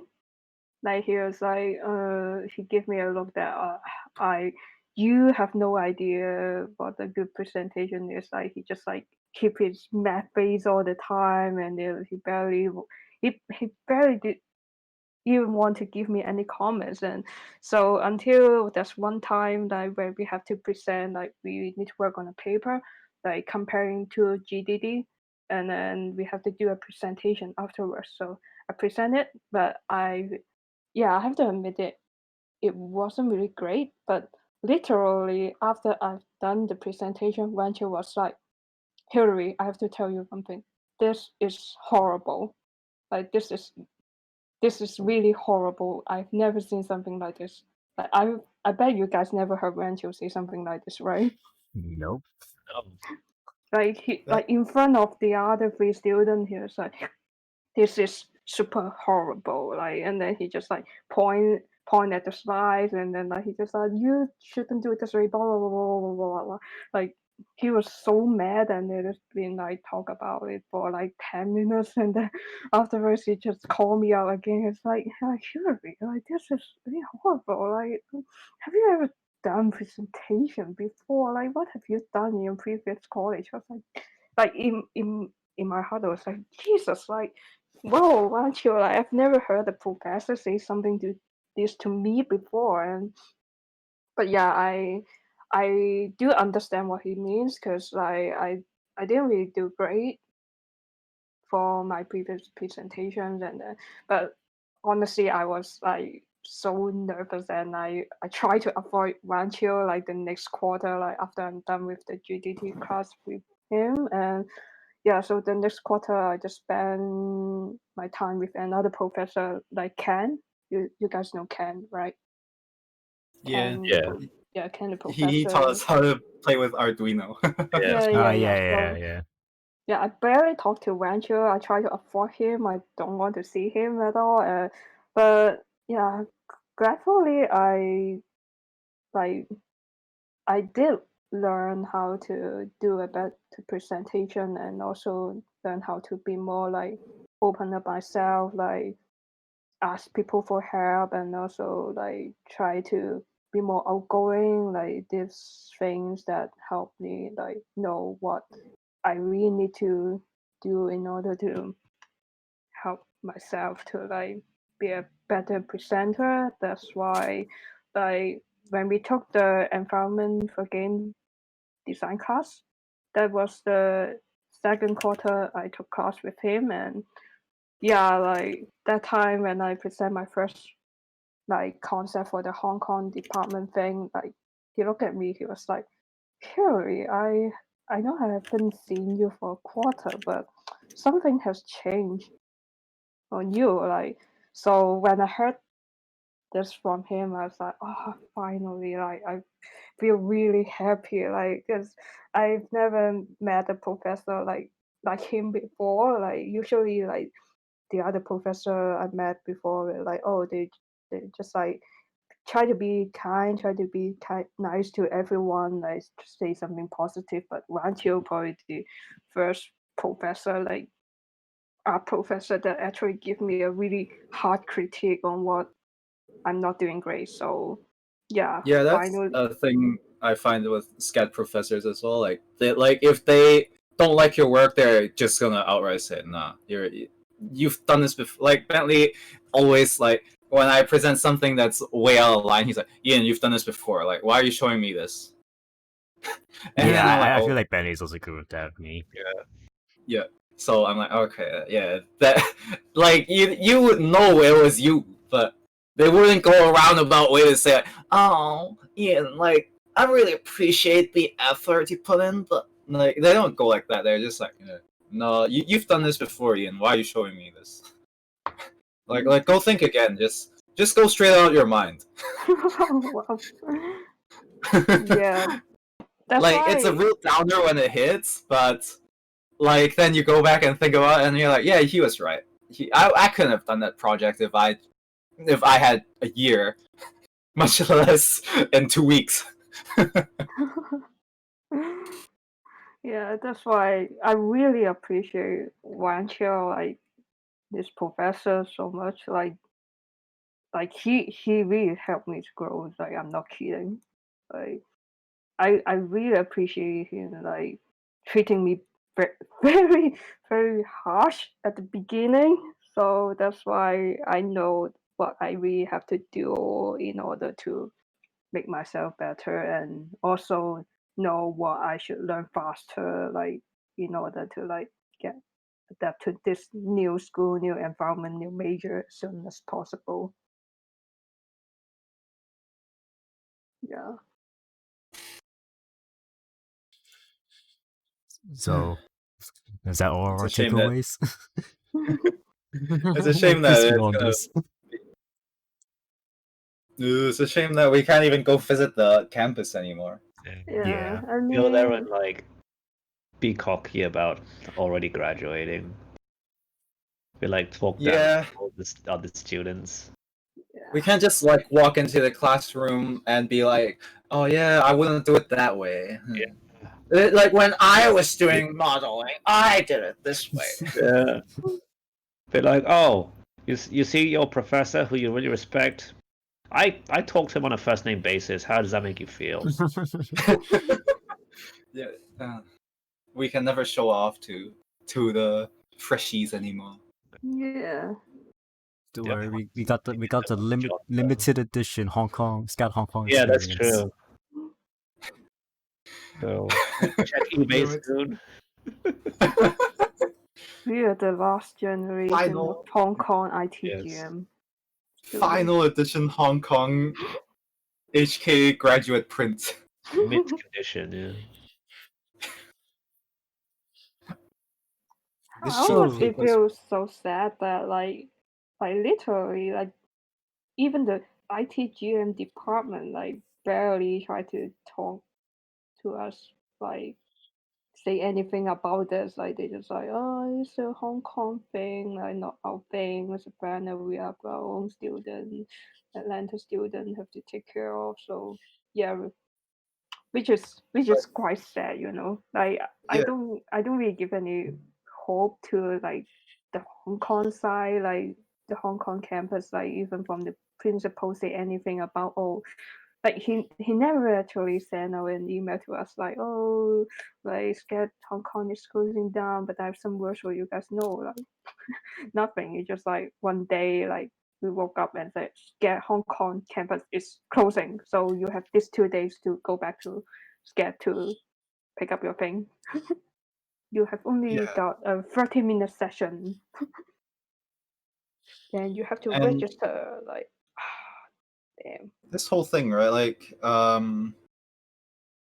just if you ask the students who've transferred to Hong Kong from the other campuses, they all agree that it's a very different environment, and most of them really liked it. And like, it's a sad thing that not more students are going to be able to experience this. Yeah. And And in fact, like if you're a Hong Kong student, like the main reason why you want to stay in Hong Kong but not try to go to a Savannah one is because Hong Kong you have family, you have more financial support, like, yeah, and also the living standard here, like everything in general is much cheaper than you live alone in the States, and that's why it's not that as easy as, oh, you just travel to US then, like it's never that easy.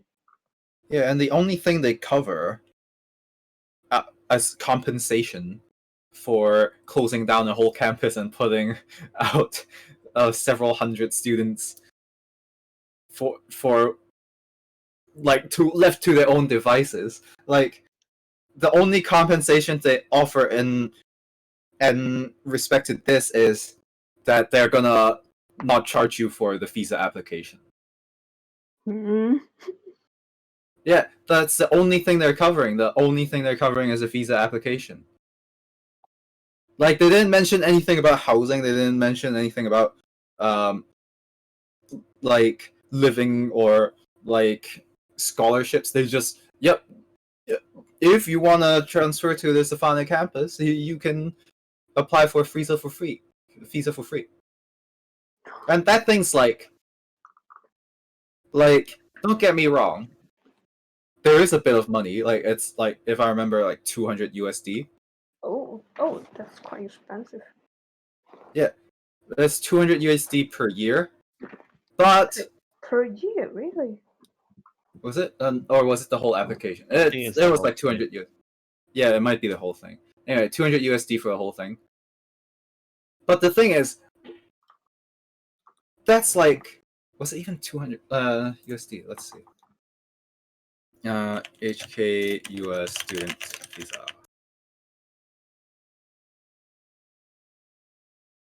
Let's see.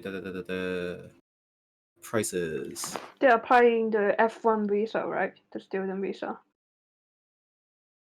Yeah. Should be the Yeah. F1. So sorry, 160 USD. Okay. So that's about 1,000 HKD.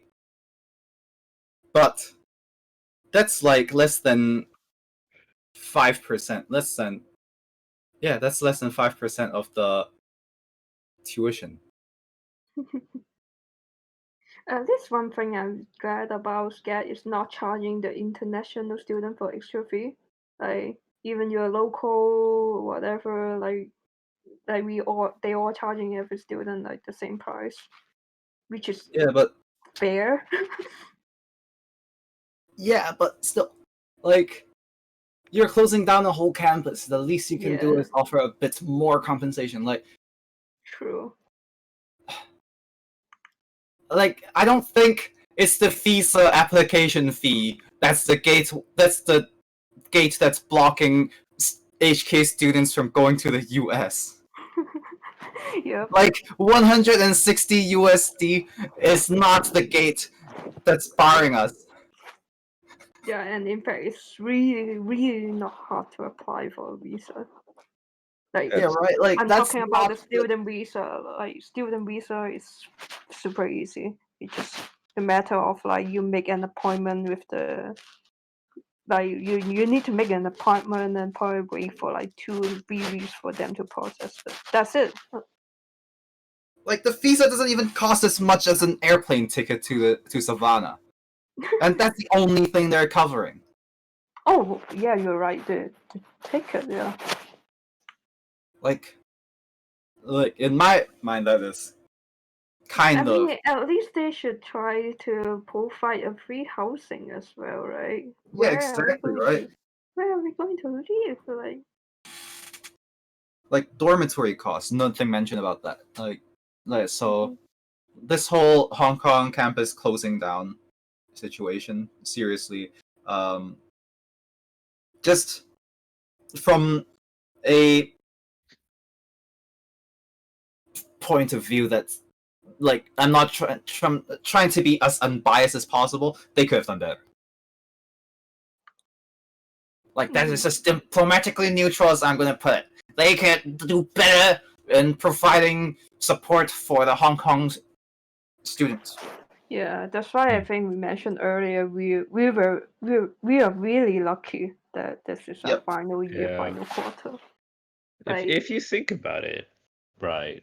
So the news articles that all came out when SCAD announced they were closing were like, yeah, SCAD had lost 300 something million Hong Kong dollars in 8 years. Sort of, so you understand why they're doing it. But at the same time, to support the accommodation of what, like 200 students for 3 years. I mean, that's peanuts compared to 300 million Hong Kong dollars, isn't it? Yeah, right. Like the fact that they won't even make an effort to suggest Like that they're going to get you accommodation at least. yeah, like even from a like publicity point of view, it would be more beneficial to support them. Because Right? what the dorms, SCAD owns them anyway, right? So it's not like they have to pay rent on the dorms. It's just a matter of they don't take in accommodation fees. And then the tuition you still get paid for, so it's not like you're losing out there.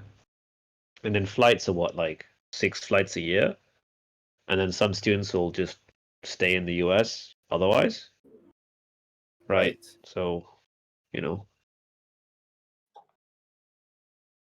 like it's something that they could have considered a little more seriously, maybe. Yeah. Yeah. Yeah, I do believe that some students, like even the parents of the student, like I do believe that some like arguing with SCAD for providing more support, but since we are like technically done with SCAD, maybe we are not that like actively try to reach out and know what are they doing. But at least like the other ITGM student like Jacko and Meili, they just like nah, like they just accept the fact that they are going to Savannah, going to Atlanta. Yeah. Which I actually feel bad for Jacko because Jacko like he's in his junior year student and he spent couple of years in the States before, like he was in a previous community college, but the reason why he came back to Hong Kong is because he's so tired of the US life and he wasn't really studying what he loved. And now like he literally have to go back again to finish his degree. Like though this time he's in the New York side, not the California side, but still, like, because things change so suddenly, so that's why we just gonna like at least the junior student just need to accept it and go for it. There's Yeah. really no point. You're just like, Chris get that. Like if you're in year one, I do encourage student to just like go find somewhere else if they can. But yeah, if you still have like a year or like 1 or 2 quarter left, you just like It's that go sunk cost, wherever you right? have to. Like you spend so much time within the SCAD ecosystem. Yeah. You're so close to graduating. Yeah, and I also wonder like is next quarter going to be like online as well, or they No, try to? they actually confirmed that they'll be reopening campus for fall, Okay. which personally I think is a little early to announce. Mhm. But at the same time, I understand why, because flights, Mhm. you Mhm. have to book them pretty early. Yeah. Or at least my parents used to. Like when I Right, was what's the current studying, state of pandemic right now? I honestly I don't really know. I know Hong Kong we're basically fine. But I think the US they just hit 100,000 people who've died from it. Yeah. Uh, And East Coast is like yeah, New York is the worst, but Georgia State is pretty close to New York State, so it's not really that safe. yeah. Like maybe they have access to information we don't, Education Bureau or whatever. But you know, I hope everything goes as well as they Yeah. envision, at least. Mm-hmm. To ITGM, it's already not too bad because technically Yeah.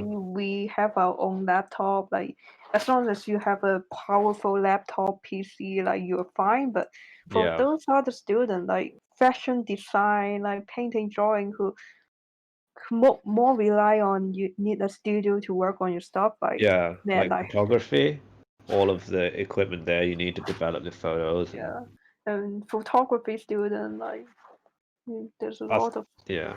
I'd say the worst hit is the film students because all of the equipment you need to rent, borrow, mm, right? And like you have to go to location to film stuff, and mhm, with everything being locked down, it's mhm, difficult. Like it's not just at SCAD, like anywhere, I imagine mhm, filming stuff is kind of hard. yeah, Unless you want to film a pandemic movie, in which case, mhm. Yeah, by the do time, like a Blair Witch, right? Do a Blair Witch project or something. yeah, like empty streets, when else are you going to get that? I think You don't also have to pay exorbitant amounts of money to close down like high street. It's just go there and nobody's there anyway. I just imagine it's like I don't want to rent out this place. Let's start a pandemic to get these people out of here. It costs less money to create a virus than it does to pay to rent high street for 6 hours. Let's do it that way. So, you think that's all we got to say for scat time? well, I do wish we have something more positive to talk about, like Yeah, I wish how we we had. feel. Yeah, Yeah, right now mostly we just only have like it could have been better. It could have been better, but well, at least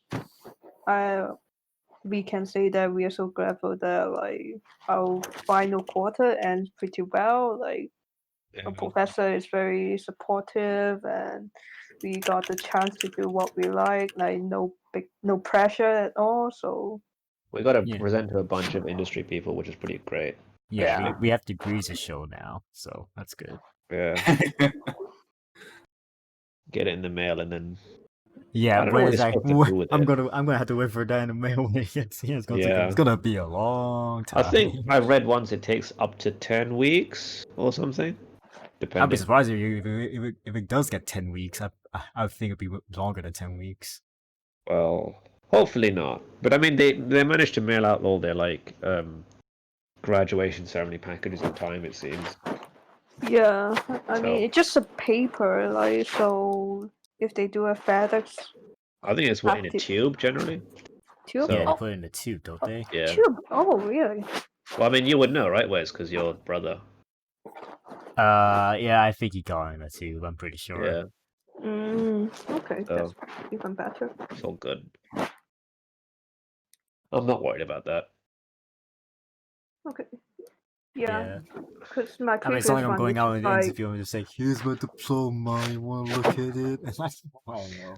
Yeah, I can't Hey, imagine. I it- have a limited edition. It's my limited edition Hong Kong Summa cum edition. laude. Yeah, it's a rare print. You know, it's a shame. It's But- a rare mistaken print. yeah, it's You know. like I don't even know how can I like tell people like so I graduated from SCAD Hong Kong. Yeah, SCAD is still exists, but SCAD Hong Kong is not Yeah, exist anymore. Like it's discontinued technically series. a SCAD Yeah, that's student, gonna but be the not running really as thing. a final student. Yeah.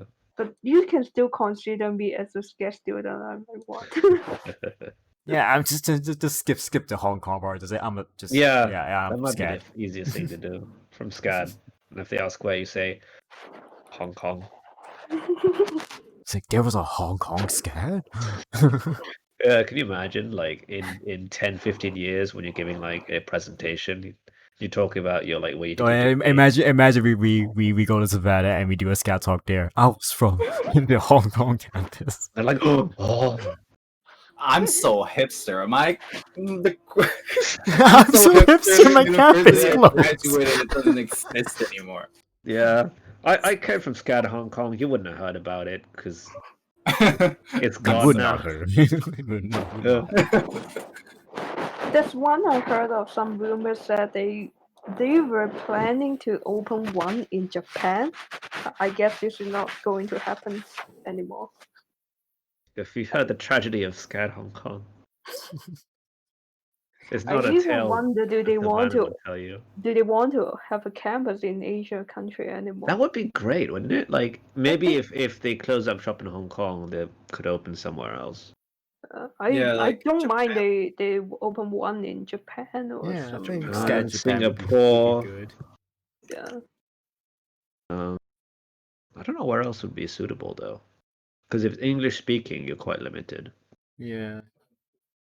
I mean, Singapore wouldn't be that bad for English speaking. Singapore would be really nice because I think Yeah, Japan I feel is like in out Singapore. of the Asian countries, I think Singapore is the best case. Yeah, and I heard like the other master student were talking about trying to look for a job in Singapore as well because said there's quite a lot of game studio set up in Singapore. Yeah, Yeah. pretty high tech. But Mhm. getting a work visa is not as easy, I think. Oh, really? Really for Singapore? Maybe. I remember, I don't know, I can't this is a while ago. One of my art history assignments was to like reading presentations was on Singapore, and they were like, yeah, they really only want the sort of what's the word? Like high end workforce. So I don't know, but that was a while ago. Yeah. So they didn't really want like manual labor types. They wanted more kind of executive type Mhm. jobs. I don't know, Yeah. but I guess creative design is pretty far from like loading packages or stacking crates or whatever, right? So who knows? And if they have a bunch of game industries, they probably adjusted for that anyway. Mhm. It's better to be positive. So it's one thing I do want get to do first is just try to treat the vendor student better. You know, like what happened to the Twitter thing. You guys know. You guys should know about what's going on with the Twitter. Vaguely. I vaguely, yeah. I don't know. Oh, you don't know? So it's basically like uh, I think none of us has received the email, but it's basically like so they send out an email like talking about the 4-quarter plan, and this one session is basically just trying to guilt trip the student. If you don't take class, you have the Oh yeah. high chance of like not going to graduate from college, or even the employer they won't appreciate you. So many students were so mad about that because like the reason why you have to take a quarter off, like you have many different reasons, like, and there's no point like for college to like try to guilt trip you with like talking about something like, oh, like that's why you must attend school despite you might have encountered some other difficulties. So there's someone post this thing on Twitter, and within a day, just like with a few thousands like people retweeting that one, and like many people were so mad about Scat, and so at the end, Scat literally have to send out another email like say apologize for sending that email. That's not really what we meant, and why what we are referencing is not that accurate. Like it's not reflecting our college at all. It's just reflecting the facts to the student who attend the community college. But yeah, it really doesn't help Speaking. that much. But In their yeah, defense, the statistic is very accurate from a personal experience perspective. yeah, like I do have to admit that community college, yes, because community college, Like, I took a year off from my first university, and guess where I didn't graduate from, you know? Mhm. Yeah, So, same. Right? Yeah. Yeah, but for a formal college, university, like this is totally the other story. So yeah, it's like I'm not really sure how this thing got settled yet, but do we need to do something to like comfort the student in this coming year? Oh. Well. Yeah. So So do just you guys want to talk curious. about games now? just final question, like anyone going to attend the ceremony tomorrow? Main one. I'm gonna be like, I'll be Yeah. tuned into it. Mm. I won't be 'Cause- participating No. within it, but I will be tuned into it as well. Yeah. Mm. What about the department one? No. It's pretty late, isn't it? June 6th. We'll say. Oh, what? I thought it was the same day as. No, it's June 6th. The department, ITGM Oh, department. here it is. ITGM, whatever, Spotlight. They're going to use Zoom. Oh no. Yeah, but then we have to actually dress up and stuff. I don't Do even, I we still have don't to? have a webcam. Oh. I'm like, I did technically try to fight for this, but you know what I received from Annie and what's going on afterwards, and just like, like I still don't think they were really willing to like include everyone at the beginning. So even if we speak out and they right now they're just like, well, okay, fine, we include you guys, but this is not really what we meant to do. We don't usually do this, blah blah. So yeah, it's kind of hard feeling, even if we attend. You're right. Yeah. But at least I think Rancho is going to join it, and he did talk to me like through phone and told me like he would try to help us to be able to participate in. That's why I think he did talk to people in Savannah, and that's why they sent out this email. And I appreciate his help. That's why I will exist in the commencement. Yeah. Just leave the Zoom account open and let them do their thing.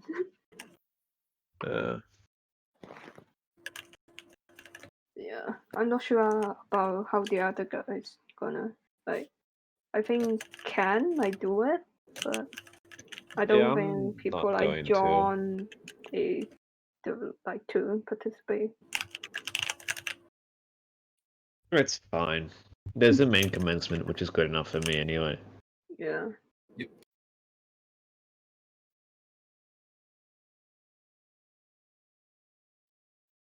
Yeah, I got nothing for that. It's good. You're not even going to go to the main one, right? I'm too lazy to do anything. I mean, yeah, it's just a stream, though. I'm just like I'm done. I don't want to think about it anymore. Like, I don't want to think about anything to do with school. I want to just relax. No, that's fair. So, what's your plan? Like, what's everyone's plan after graduation? boy. Well, we're gonna run a sort of D&D stream session with Jeremy. Oh. And then, other than that, I plan to draw some comics and see how well that goes. Mm-hmm. And right now, I'm updating my website so that I can have something to show potential employers. Mm-hmm. Yeah, for me, I'm just like streaming most of the time and still like job searching at the side. Oh most yeah, All the time, just focusing on the yeah, streams. same. I'm gonna be streaming. I'm gonna be trying to pick up streaming as well. Location-wise, are you guys looking for jobs mainly in Hong Kong or somewhere else? At the same I time? wish I could go somewhere else, do but it again, over the I don't have internet. family outside of Hong Kong. Only other family I have outside of Hong Kong is Thailand, and Han said Thailand game development is so behind. You shouldn't go there for that. And this, I mean, you can still go to Singapore. You don't need family around necessarily, right? Yeah. Just strike out on your own. Yeah, but again, I don't know how I can do it, like live on my own. I mean, it's especially difficult now because, with the whole social distancing, Yeah, virus I know, pandemic. but I also think about the financial reasoning behind it as well. I don't really have good financial backing when it comes to like living on my own. I mean, that depends on the job you look for, right? If you find people, if you get paid enough, you can afford rent. Yeah, but that I need to get That's that the main job thing. first. Like I need to like so like what do I do? Do I just apply for jobs internationally already and then Yeah, see if they that's how I would do it. Yeah, usually when some companies will even sponsor you to have you get through the visa process. Yeah, that's what I can hope for. Hmm. Yeah, my plan was kind of screw up because one of the main reason why I want to finish a quarter earlier is I have more time to search for jobs in Canada or in the States, but COVID-19 happened, so Yeah. yeah, even the Hong Kong the company I worked with before, like Animoca brands, I did try to talk to them, like, is there any position that they said, no, honestly, no, because right now we do have quite a lot of problem between us, so this we can't really like at this point we can't really accept any newcomers. Like even you worked with us before, but this is not the best time. So yeah, I say the past 2 months, like job hunting is horrible. Like no one actually can get you back to you and say they have something to offer. But it seems like now it's getting better. Like more companies like reaching back to work and like start throwing some new job positions. So I'll say I just stick with Hong Kong first at this point. Yep. And I bet, except you're going to overseas to study, but I bet within this year, it's probably a better idea not to travel to Yeah, other traveling is countries. especially hard now. Yeah. Yeah. I would So like to you're go to stuck in Canada. this. You're That's like stuck my in best this case space. scenario. Like to go to Canada, get a job there. That'd be dope. You like Canada? Yeah, I feel like out of all of the English speaking countries, Canada is the most appealing. Mm-hmm.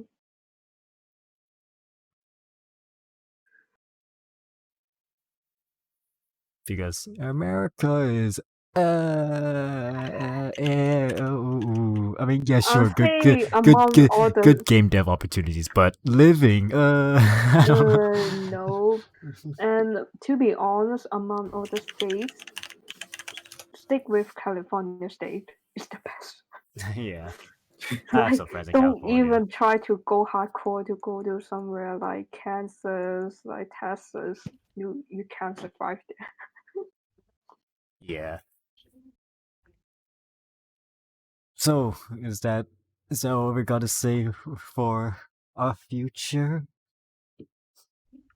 Future is We're just beautiful. contemplating our future, planning our future. Yeah. So we're 2 hours into the we're 2 hours into the stream. Usually we have like an extra hour to do this. So I mean, I think we can finally talk about games if we want to. Because that's the whole point of Blackout Talk. This is still a gaming podcast technically, so we can talk about games. I guess What like game the are you big playing? yeah the big game that most of us are playing except for Sam is Animal Crossing. Well, alright. I haven't actually played Animal Crossing for the past 2 weeks because. I mean, you're So busy. I'm guessing So. my town is all down to rubbles again.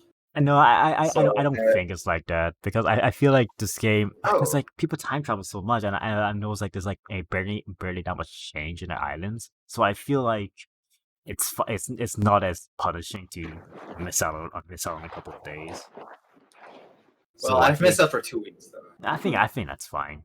So I because I think feel that Alright, I'm hopefully. time traveling is not it's not the worst part. The worst part is I think many people are like trying to hunt for things and everyone just like sell the things for new mile tickets to like for the animal hunting. yeah, animal hunting. Yeah, like people are like charging for new Oh, you mile mean tickets villager for trading? Yeah, yeah, yeah. Yeah, Not intriguing, but animal trafficking simulator. trap. That's what this game has turned into. My God. And to be honest, I'm searching for a new villager on the Mystery Island Yeah. at this moment.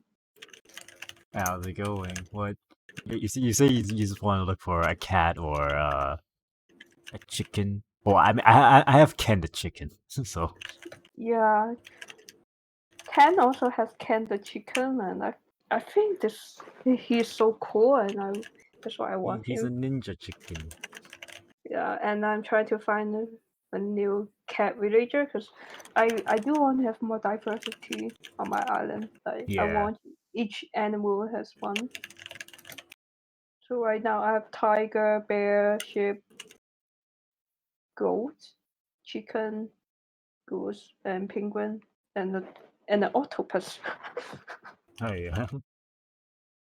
I like my island is just mostly just animals or just characters. I just like to have on an island. I mean, Apollo is obviously like the must have on my island. He's always been kind of like the main guy on my island. He's always been like there ever since the first time I played Animal Crossing, which was the DS version. Oh. Yeah, and yeah, he was like the only one I really remembered a lot back at my first time playing Animal Crossing, and so he always he always stuck with me, and I always tried to have him in every Animal Crossing game, and he's like a always a must have on my island. So yeah. Because because I feel like everyone like a lot of Animal Crossing players have that experience with they always have that one special villager that always sticks with them, and Apollo's one. Apollo's that one for me. Mm-hmm. Yeah. To me, I'm just like super new to the Animal Crossing world, but somehow I really love my very first villager. My first villager was Cherry, and my island grows cherries. How fitting. Oh yeah, it's true. I'm so glad that my island grows apples because that's like the one fruit out of the selection I can't eat. I guess I don't I don't really like eating that many fruit, but apples is one of them I can't eat. So I'm happy Oh. that goes on my island. Yeah, my island is cherry as well. It seems like a lot of people like Jeremy is cherries as well. But I also have peaches because for some reason I got 3 peaches from the first day. Oh. I don't know where they came from, but Huh?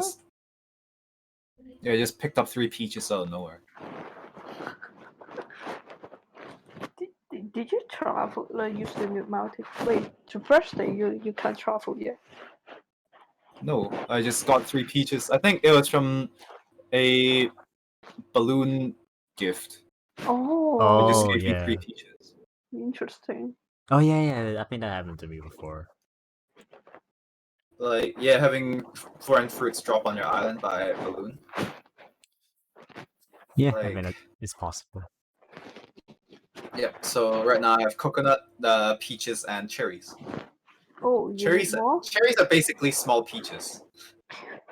Yeah, I mean I have an orchard that has like every fruit, so okay. How do you guys go on designing your island? Because like I have a very like my design process when it comes to designing the island is more like adapting to the ecosystem, if that makes sense. Like I mostly just like I don't terraform that much unless something is really inconveniently in the way, then I'll terraform. But most of the time I'm just trying I had a to chance to start terraforming it. it's when it gets to the end game. So no, it is more like getting by the tutorial. That's pretty much the first part, the Project KK part. But yeah, like terraforming, I don't do too often because I'm mostly just trying to adapt to the layout of the island already, and I just try to work try to fit things in and see if I can have it there. So that's the reason why my island kind of looks normal-ish, or like not that extravagant, because I have a very like I have a very ingenious mindset when it comes to designing things. Everything like when I design things, I prefer functionality over anything else. So everything looks very square or very like grid-like organized. It's because of that. I've always had like an engineer's mindset when it comes to that kind of stuff.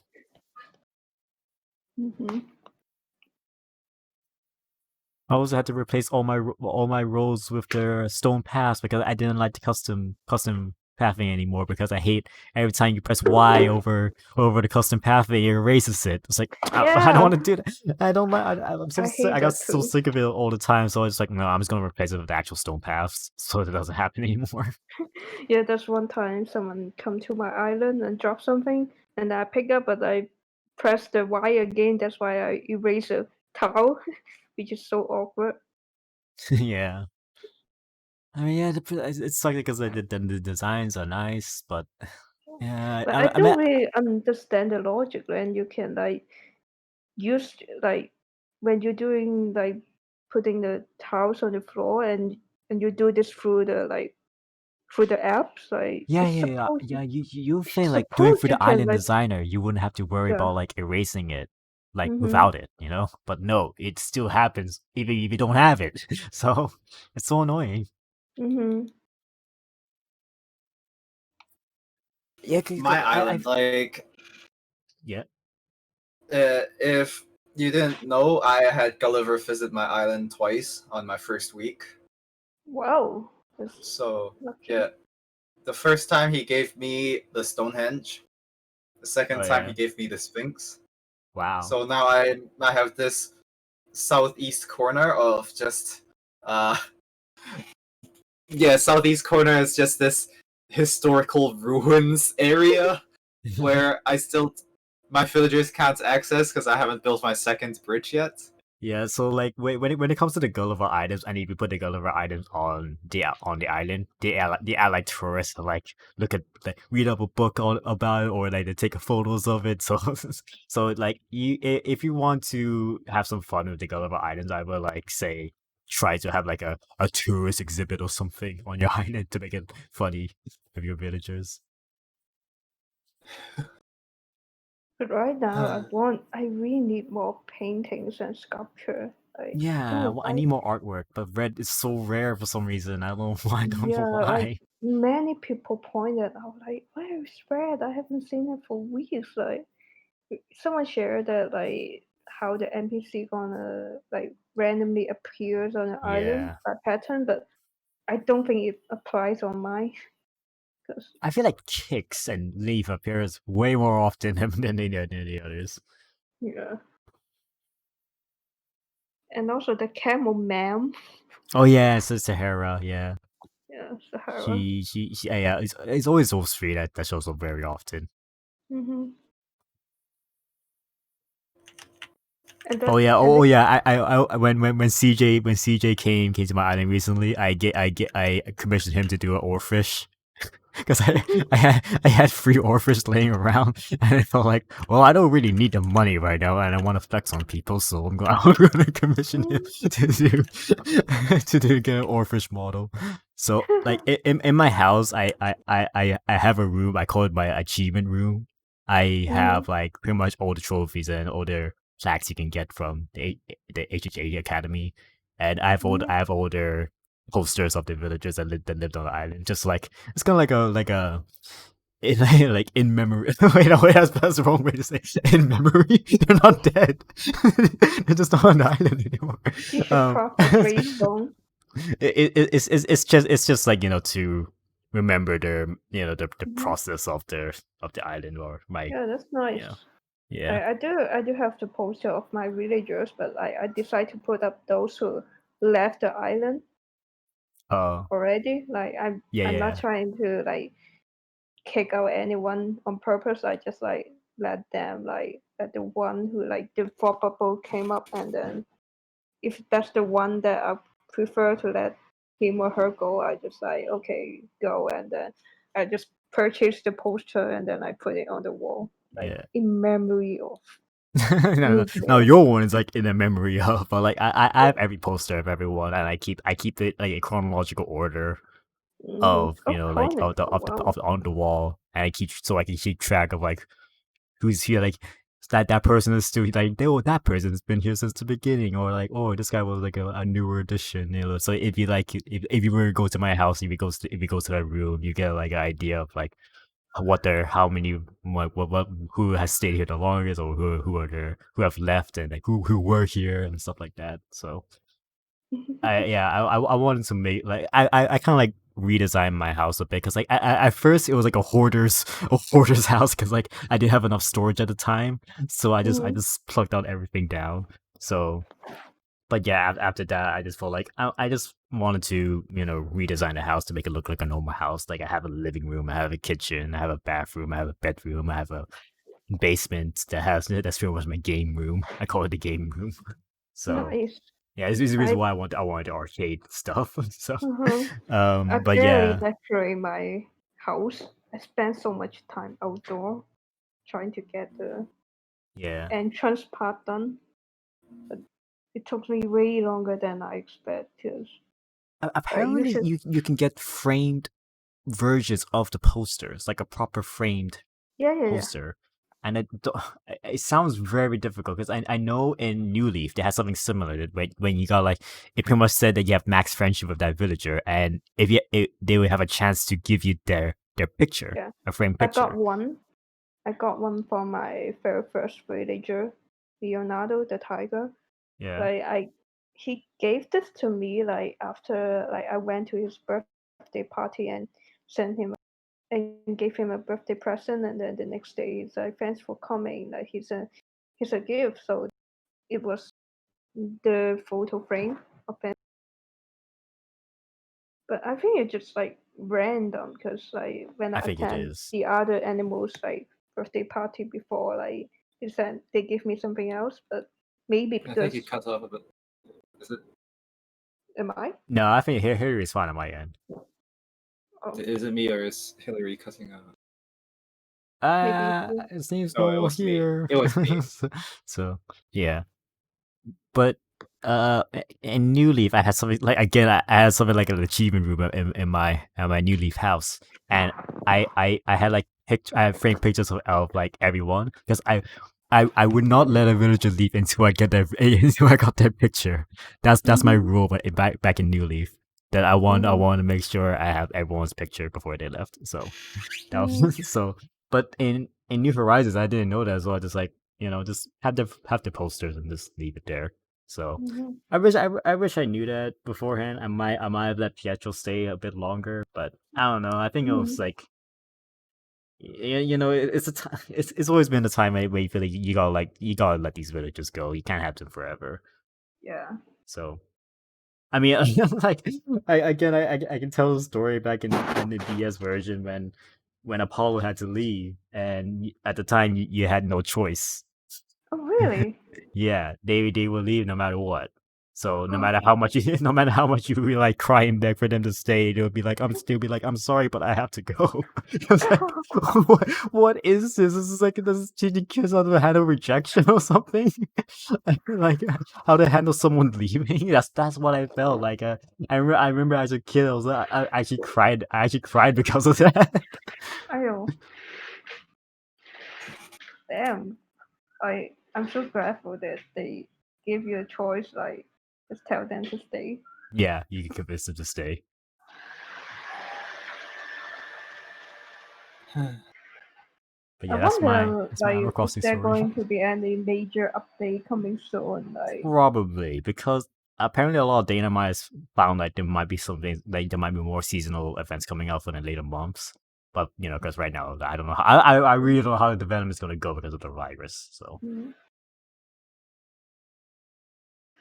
Yeah, one thing I like is like they should open one more store. Like I'm not really sure what they can sell, but at least they should provide one more store that you can like actually buy something from there, or at least Yeah, maybe I also really wish they can open like. a cafe area, because I don't mind like Yeah, I setting up want an the outdoor cafe, back. but I would love to have a proper cafe area that we can actually Yeah, I would like Bruce to actually. return. Sorry to interrupt people, but I gotta run a quick errand. So Oh yeah, I'll sure, be- no problem, Sam. Yeah, sure. I might join back later if you guys are still up. Yeah, See ya. sure. Absolutely. See ya. Yeah. But yeah, I like back in New Leaf, the Leaf would like Leaf integrated with the Nook's Cranny store, right? And then in Able Sisters, LaBelle integrated with the Able Sisters, and Kix had his own store. hmm So that was back in New Leaf, and so I hope they do something like that for this, and just have them all in one place. I don't want to have to like wait for them to show up, and I just don't I don't want to take up a slot of a recurring NPC that I want to see. you know, hmm so I really hope they try to change it up or add more stuff, because again, the main criticism for Animal Crossing games, for every single Animal Crossing game, it has the worst quality of life ever. They have a what? Their quality of life is terrible. So like, Oh, do you know what we mean by quality of life? not really sure. We want to make things convenient. Oh. Like when you craft something, or when you want to craft multiple of the same thing, hmm that's quality of life. That's so You want annoying. convenience. So Yeah. because like we in the modern day right now, a lot of games handle that really well, and so when we keep playing Animal Crossing back again, and we're like, why is this still a thing? Why can I not like have craft more things more at one time, or like see where I'm gonna dig, or see where my fish bomb is gonna land? Why do I have a sort of my inventory like this, and all that stuff? It's just hmm inconvenient. It's hmm a chore. I mean, that's what Animal Crossing is, though. It is a chore, but what they did, their explanation of reason why it's designed like this is because it's supposed to be relaxing. It's supposed to be slow paced, Yeah. but people don't want to play like that. People want to like min max the game. Yeah, I understand why so many people are so mad about, like, especially when you want to do the turn itself, like when you're traveling to someone's island, like so it Oh my takes god, it's the forever for the worst. loading screen. I understand, like if you're in a hurry, you want to get things done as soon as possible. You're like, I hate to see this animation. I just want to skip it, but when you're like just inviting you between friends, like you don't really see this as a major problem. You just like, let it do its things and wait for a bit. So yeah, Yeah, I but I think just so. imagine like when you do have a big group gathering going on online, and so you have to wait Eight for people. everyone's loading like everyone's loading screen. There's someone said like if you have to let 8 people all arrive your island, it may take up to like 20 to 30 minutes. Yes. Not to Wow. mention someone might like have connection problem and Oh yeah, and if a connection problem happens, it might crash the whole thing, and you have to start all over again. this one time I tried to invite 3 friends to come to my island at the same time, but like for no reason, there's always like keep saying like connection error, and then like I have to like talk to each person individually. Like, is that you? Is that you? Is that you? Who's causing the Wi-Fi problem? And then there's one that, oh, I think it's mine because I think my Wi-Fi is not working well. So I just tell her, so come visit us again, like after 30 minutes after you fix your Wi-Fi. Like, don't kill us. It's like it's so torturing. Like you thought that everything's went well. Like you look at the animation, like halfway here, and then suddenly like connection error, and then like you have to reopen the gate again. Those things, it's just kind of funny in some way. Yeah, like having to talk to Orville, and then go through the so many dialogue boxes to get to what you Yeah, want to and do, if you press the wrong thing, like if and you have like to start if all over again. Oh my Yeah. god! Like, why can't I? They seriously not think. I want to go back one more step, not the Yeah. entire thing. Like when you enter the code, like the password, the do you code? Yeah, the If total code. only Yeah. you did a one step, like you type one thing wrong, and but you can't just like go back and edit it. You have to restart the whole progress. And make Yeah, sure I you don't seriously don't fuck know up. why the design decision is like that. It's so bizarre. Mm-hmm. That slow pace is one thing, but like making simple tasks to like go through too many steps is not really that smart. They should like simplify the dialogue process. Like you can just like get access to what you need like within like 2 or 3 steps. Like just man, like that's why I haven't traveled to Sunburn Island for a while. Like because every time when you like need to get the doodle code and you have to like like go through everything in order to get to the island. Like so that's why sometimes I just prefer like I just do this thing on my island or like just ask people to come to my island. Kind of too lazy to travel Yeah. like I used to be. Even though I know that you're the Nook Miles thing that you get progress for traveling and having people visit your Mhm. island and stuff like that. You know. How much is that? I didn't pay attention I every don't I time don't I know how go. much exactly, but I think it's like have 10 visitors visit your island or have go to your friend's islands like 10 times or something like that. I don't know. Oh, I only travel when my friend said there's shooting star. Oh yeah. Or And turnip prices. yes. Stonks. Oh Jesus! Like what happened to me? Like this 2 weeks, my turn the price is Yeah, over you're getting the large 500. spikes.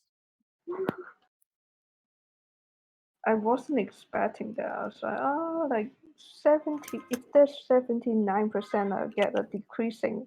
I won't expect I'm getting a large spike, but then it happened. Yeah, you had a very low chance of a low spike happening. I mean, large spike happening, and it happens. That's But funny. oh my god, I did try to like open my island for like 2 to 3 hours to let people come to sell my turnips.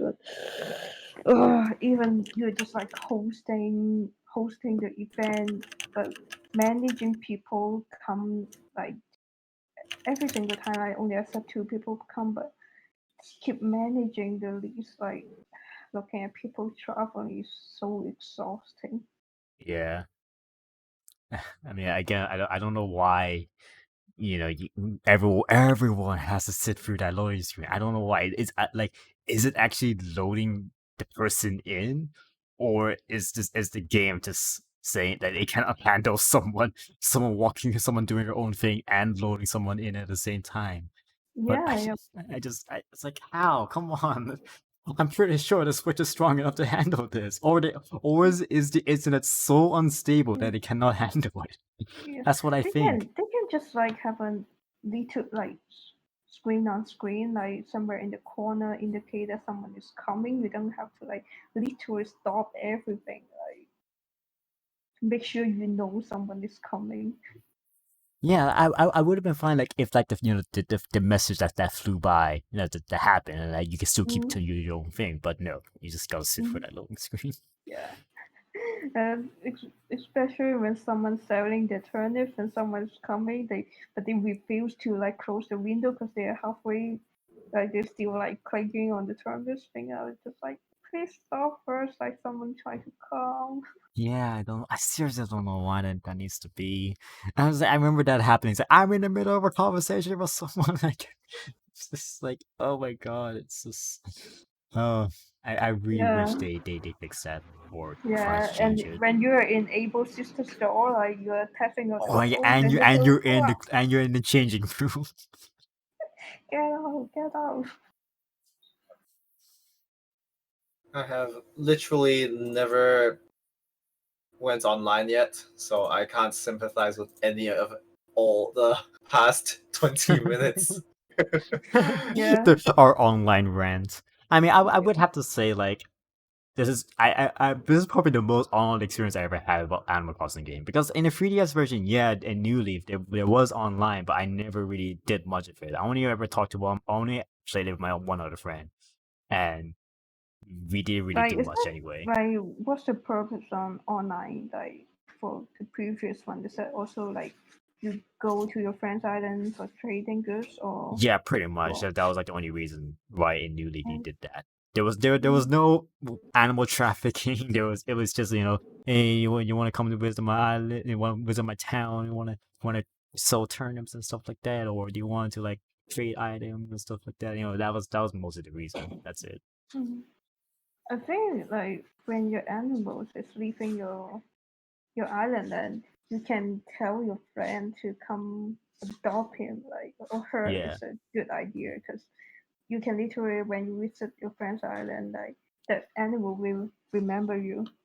Yeah, If yeah, you, that's what happened when one in New Leaf, because like what happens when a villager leaves a New Leaf, they have a Mhm, high chance of visiting to move into your friend's place.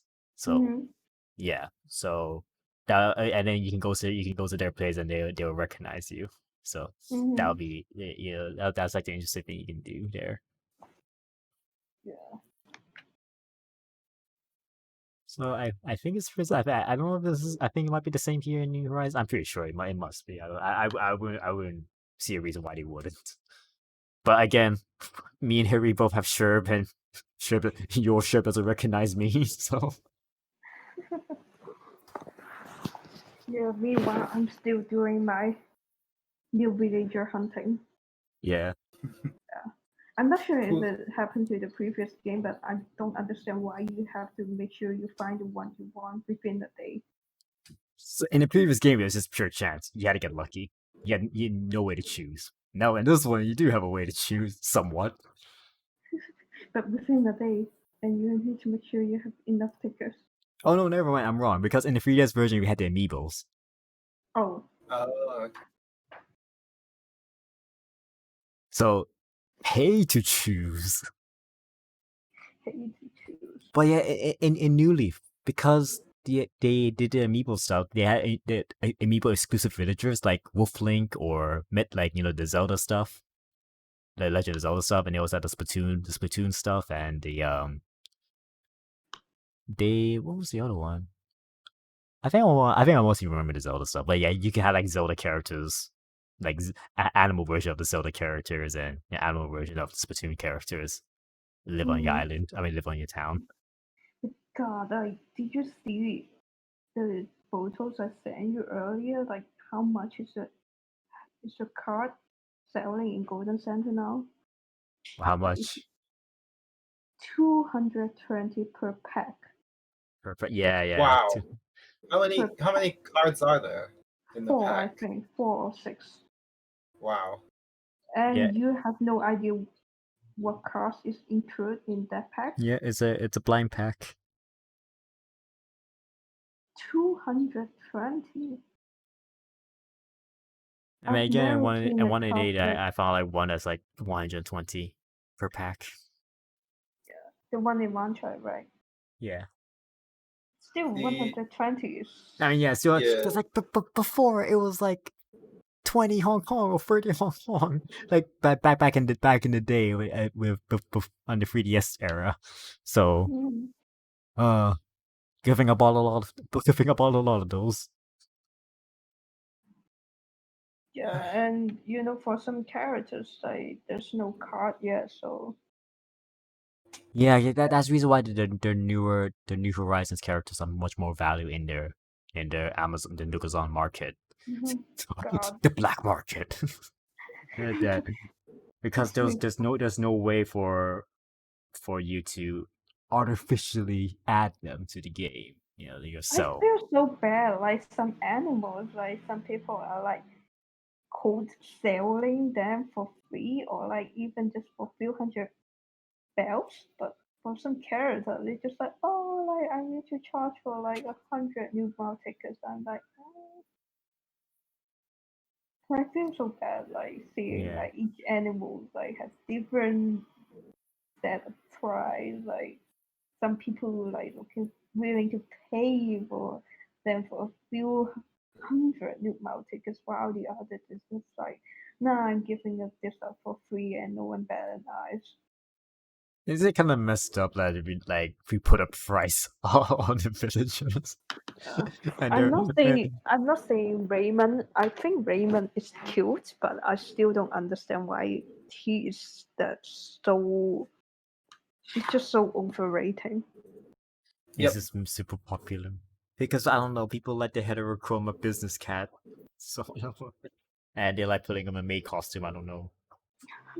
And Judy, like the Autobots, like they're all very like very high rating. Like I don't understand why the Autobots, like those three Autobots, are like so I can popular. understand why Sherp is high rated because Sherp is so adorable. Yes, Surf is so adorable. He was I the want very the one I want, the villager I want is that what's her name? It's the rabbit with the Oh yeah, one of the pop stars one, right? the one that looks like a clay doll. Oh no, you're thinking of Oh. Coco. Coco. Yeah. Yeah, the Let's one that see, looks like a gyroid. The gyroid Yep. rabbit. I actually think she's adorable just from the looks. Oh, it's a she. Yeah. Yep. I'm so bad at trying to guess the gender of each animal. Yeah. So The I'm always so camel surprised guy. when you look up the wiki for them and say like, oh there he, oh there she. I was like, what? Because I'm playing the Chinese version, so sometimes the Chinese name like it's kind of like neutral Oh, gender name. Like you don't yeah, really like Yeah, know you I need what's to the just read tune in gender. actual her games. Chinese name. Her Chinese name does not feel like a female name at all. Yeah. But yeah, I think she's adorable. Like, just the fact that she's a ghost in a doll, right? Pretty much a spirit in a in a husk. But it's still, yeah. Thank God, my neighbors are drilling again. Yeah, it's fine. But I mean the drilling stopped here, hopefully. I don't want to jinx it, but yeah. Coco is pretty I cute. can't really hear anything from your Oh, side. good. But yeah, Coco is definitely a villager that I want on my island. Like most rabbits are really cute, but I just think Coco is very unique and also very. Yeah, I'm gonna look at the rabbit villages. Which one was the one I had back in my New Leaf town? I think I had Mira. I think I had Mira. She's like a superhero kind of rabbit. Why can't I met a cat villager yet? I've been hunting for like the past 2 hours when we start chatting. I haven't met anyone yet.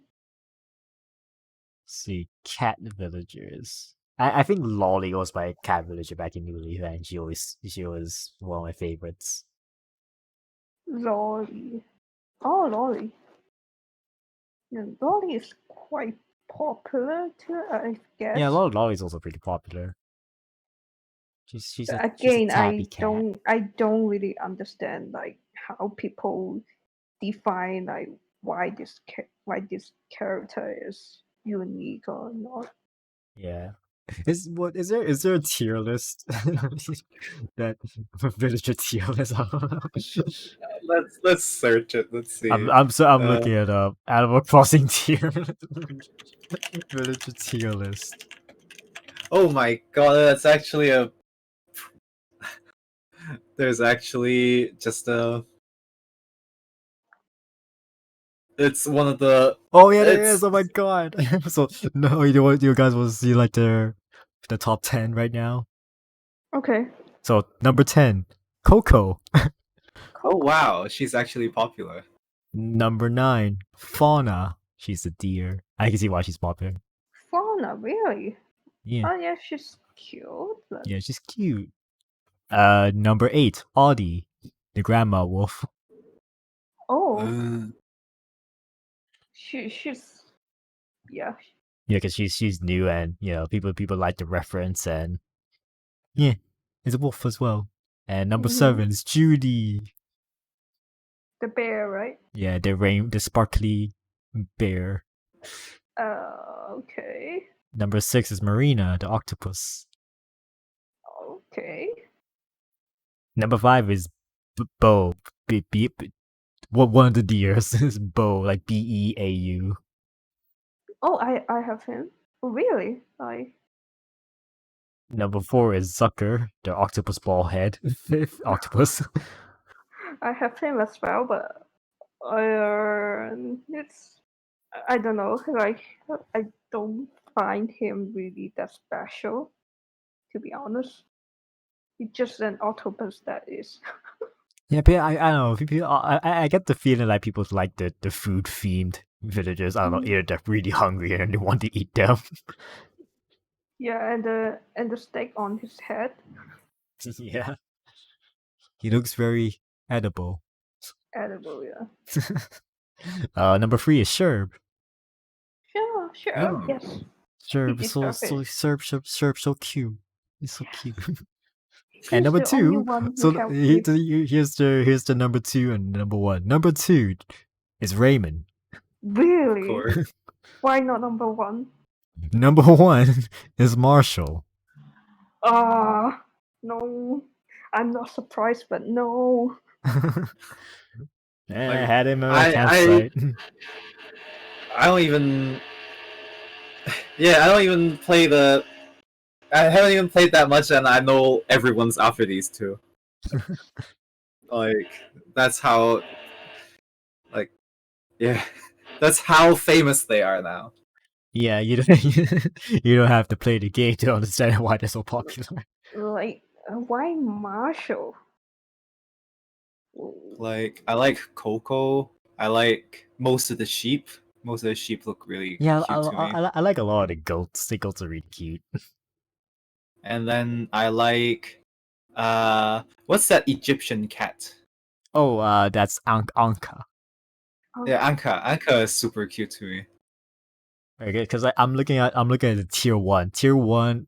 So what the definition of tier 1 is like their worth, the max worth could be 15 to 20 million bells or 1,000 Nook Mile tickets. That's tier 1. Oh, So really? there's more to tier 1. You want to see like number 15 to number 11. Wow. So like number 11 is How you Stitches. define it? Their teddy bear, the teddy bear. Number 12 is Bob. Okay. Bob the cat. Number 13 is Meringue. The strawberry cake rhino. She's cute. Yeah, I had her in my New Leaf town. I had Stitches as well in my New Leaf town. But yeah. Number 14, Lucky. I also had it in my New Leaf town.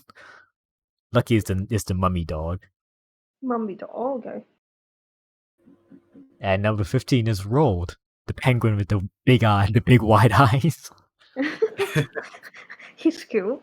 He's funny. I just love his fucking expression. I just love it. I'm always so surprised to find out that he's a jock. By the way, He does not look like a dog. What the? By the way, the thing you just mentioned, like, is it DOM, like the ship name, like DOM? I don't know how to call it. Dom? Dom, yeah. Dom is not in the top 10 list. No, this is tier 1. Like what I Okay. just read out was 1 to 15. Oh, okay. Tier 1. Okay. So I can look at tier 2. So tier 2, the definition of tier 2, max worth is 8 million bells and 100 Nook Mile tickets. Wow. So I can start from it goes up to 25, so like 25 to 1. So I can start from the bottom. So because there's a lot of villages that are very noteworthy as well. So Number 25, Kabuki. He is the cat with the Kabuki style face Yep. makeup. Yep, I remember him. Mm. He's pretty cool. I like him. He's pretty unique. Yeah, I like their unique or like you're trying to get the reference to what they're supposed to be Yep. kind of designs. Yeah, that's why I like Coco so much. Yeah. Number 24 is Whitney, the wolf, the white wolf. Oh. Mm. Number 23 is Flora, the flamingo. Okay. Oh, the flamingo is actually really cute. Like someone in Reddit posted that she has no indoor furniture Oh and yeah, she I doesn't seen even that. have a bed. Yeah, because it's gaming detail. Flamingo don't lay down to sleep. Like that's really cool though. I like her. Yeah. Number 22 is Filbert. I'm not familiar with Filbert. Filbert. Yeah, he's Who's a Filbert? squirrel, a lazy squirrel. A lazy Okay. square. What's the color? Blue. Blue. Oh, okay. I know which one. It's not like if Sherp was a squirrel, but I not met him really. once.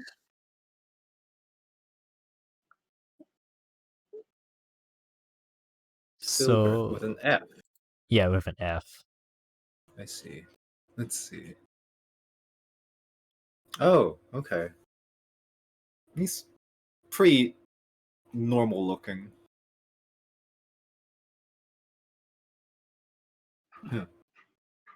Yeah, I think he's kind of cute.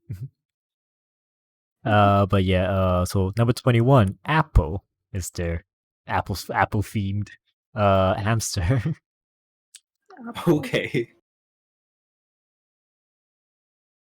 uh I'm not the fan of the eyes on this one. yeah, I think it's too agoo kind of looking. Yeah, she's like bling bling, so bling bling.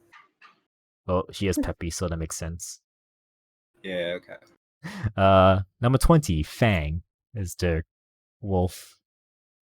Okay. He's cranky. I just don't I thought he was smug at first because he has eye highlights, but no, he's just cranky.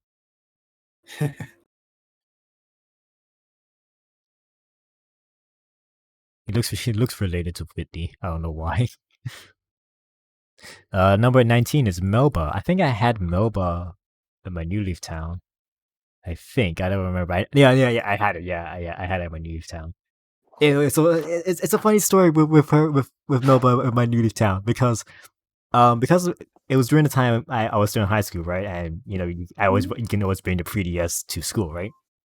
I remember on the day that she was thinking, I'm thinking about leaving. I don't know, should I stay? It's like I was about to tell her to stay, but I had to like close the game.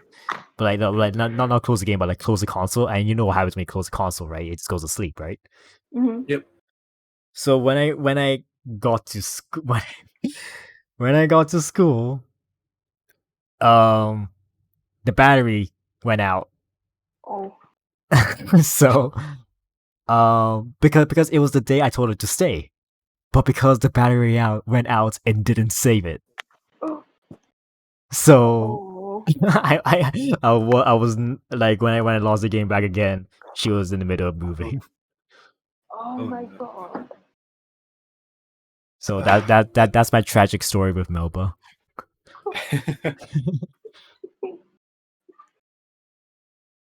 Just assume you say yes. My intention was yes, but the reality was no. It's just like, oh, you don't even want to talk to me. You just close the gate. I guess I just leave then. Number 18. Number 18 is Kyle, it's the hyena looking wolf. Hyena. Oh. Kyle.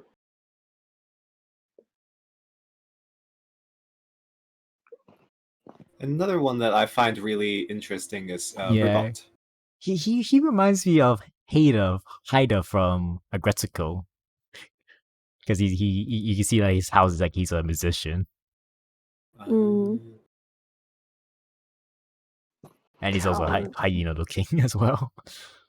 Let's take a look at Kyle. Yeah, since I'm doing the animal hunting now, so I have a full list of all the characters. Okay, Kyle. Yeah. So Animal Crossing. Yeah. So next one, number 17 is Sky. Again, another wolf. She's the Okay. fluffy, cloudy looking wolf. I get it because she's Sky. But I don't like the eyes. It's creepy. Yeah, Hopefully. it's always up those wide eyes that's kind of like creepy looking. Yeah, something died inside. I mean, why is Rold so popular? Cool. That's his appeal. Those big wide eyes, those big blank eyes. It's also a jock, though. Yes, and he's a jock. He's seen things. Number 16 is Maple, as she's a bear. She's like a very normal looking brown bear. Yeah. Maple. I guess she's Canadian. Very Canadian. I agree. That is She's cute. I the hope most- I found her during my animal but that's hunting. the most normal looking bear. Yeah. Her catchphrase is honey. Because her name is Maple. It's just like when the Animal Crossing design team, they design character. This is like this is I like feel like that's the point because when you look at the normal village, they're the most down to earth, designs. I think that's the reason why they're called normal. Except for Coco. like normal look that everyone is okay with it. Okay. So what's what's next? next? Number 15, Rosie. Rosie. Rosie, she's like one of the first famous cat villagers. She was also in the anime. Oh, SIE, right? Oh yeah. Rosie. Huh. I like for all the peppy cats that there are in New Horizons. Like that's not the top peppy cat that I prefer. Like there's so many cuter peppy cats in my opinion. Number 14 is Goldie. I had Goldie in my leave town. My Goldie, god. G-O-D. Goldie, she's a golden retriever dog. Okay. Oh, okay. And of Oh, course, she's like, good. Goldie. yeah, He or she? He. it's just she. She. No, she. It's She. female. Okay. Like normal Okay. villager. Goldie is actually cute. I like her. Yeah. Because my first dog is a golden retriever, so I have attachments to really big attachments to golden retrievers. Mm. And her attachment is just wolf. That's as normal as you can get. Vanilla.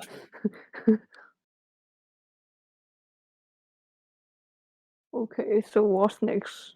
Number 13, Apollo. Apollo 13. What a coincidence. Uh-oh. Wait, is Apollo Wait, is 13 the one that went bad? Wait, which one was the one that went bad? Let's see.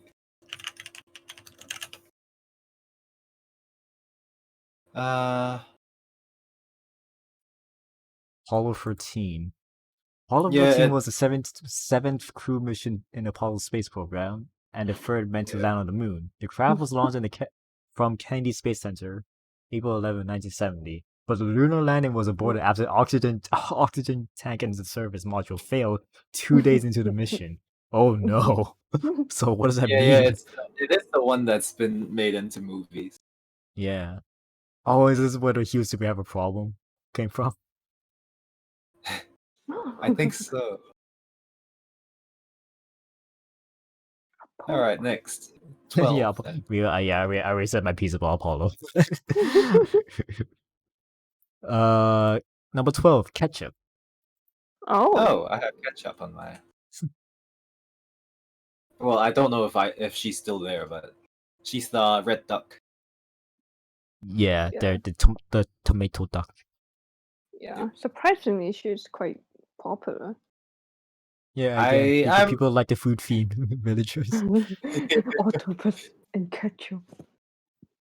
like I'm okay with her. I'm not like super like I'm neutral to her design. Like she's cute, but I'm not a big fan of ducks. She has Yeah. a cute catchphrase though. It's bitty. Yeah. So Number number 11? 11, Oh, Eric is the reindeer deer. Eric. Reindeer deer. No, I think it's Oh, more like just a deer. I don't know what. Oh, he's an elk. He's- Yeah, he's an elk. he's pretty cool looking. I like him. Now Jingo Wait, is the there's no reindeer, but Eric is just a deer with big horns. So there's no mention of Robbit, the robot frog. Oh, Ribot. Ribbot, sorry. Like Ribbot looks so like again it's that weird cute. Yeah, it's that weird cute type that Ribbot is one Yeah. of the ones that I'd like to get on my. Number 10 is Diana, Huh. the snooty Oh wait, there is deer. bees here. Yeah, I would have added her, but again, I was searching for a smug villager, and I had her. I also had her. I also had her before, so I felt in New Leaf, so I was like, yeah, I think I mean, I'm not looking for high value villagers. I'm just looking for villagers I just want to have on my, fill in all personalities and all that stuff. So yeah, so I'm like, I already had her, so I feel like, yeah, I can find another one. Ducks are good for eating too. No, panda. Please, we're not trying to eat any of these villagers. I still don't understand why we're making them edible. China is like one of the famous dishes in China is duck, though. Oh yeah. Yeah, it's true, but again, I mean, because if we got looking at the chat, like Fat Panda is here. Fat Panda is like one of my friends I met on the way and we are chat and everything. But yeah, number 9 is Cherry. Cherry. Oh, Cherry's my starting villager. Yeah, because I think again your starting villagers will always have one jock and one sister. Yeah. Yeah, Cherry's cute. I like her. People love the golf girl, the golf dog, the golf dog. Isn't there's one character also looks so golfy? I think it's a ship. Right? I mean, her and Flick as a ship I see because they both look golf. Yeah, I need to look back. Yeah, Well, you can. there are a few goth-looking characters. Like there's Gigi the frog, Gloria the duck. Yeah, Gloria. You're stuck. Oh. Oh my god. And then there's one more. There's a cat that's very goth looking.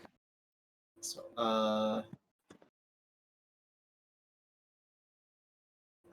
Olivia. Yeah, Olivia the cat looks quite gothic.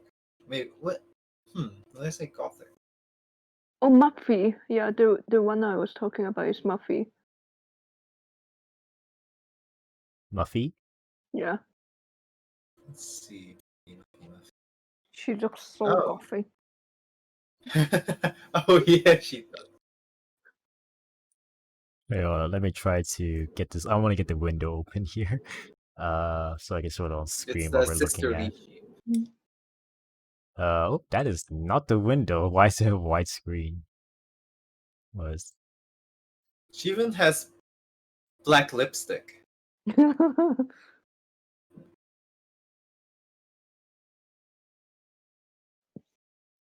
I don't know what's going on. I don't know why it's still like this. I'm gonna go to a different source. Let's grab a display capture.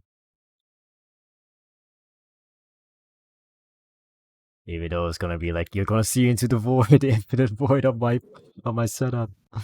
Ooh, random.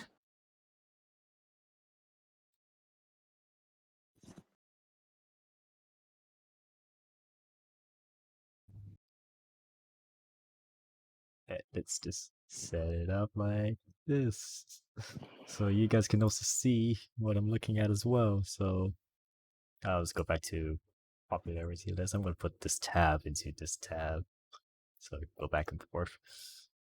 So Cherry, yep. So number 8, Dom. Oh, okay. I actually met Dom twice already. I was Yeah, like thinking if I met I him also again, I just I also found him on my island tours, and I also found Dom. Again, I thought Dom Like, was a girl at first. And I was like, oh, he's a yeah, guy. and then name. Yeah, you're like, oh, that's weird. It's a jog. Wait, it's a jog. What? so weird. What is such a weird choice? I can't. imagine like Who- he has muscle hiding inside under yeah, behind his what's clothes. Like, who knows what's on the left underneath that wall? he might be a perfect villager to my island because like my island, all the animals are like doing sports for no reason. I don't know why. Yeah. I don't know what everyone exercises. Maybe the game is telling you this everyone should be doing this. Even the lazy people are doing it. Yeah, but you know, for other island, maybe everyone is singing, everyone is like doing something else. I think there's quite few different types, like what all your villagers going to tend to be. Yeah, it's like it's always yeah, for me it's most of the time they're always exercising or they're always playing music or singing music. So number 7 is Tangy or Tangy. I think it's Tangy because tangerine. Kenji? Oh, Again, food animal. Gotta have them. it's a she, right? Yep, Peppy. Gotta have them emergency food sources when things go south, right?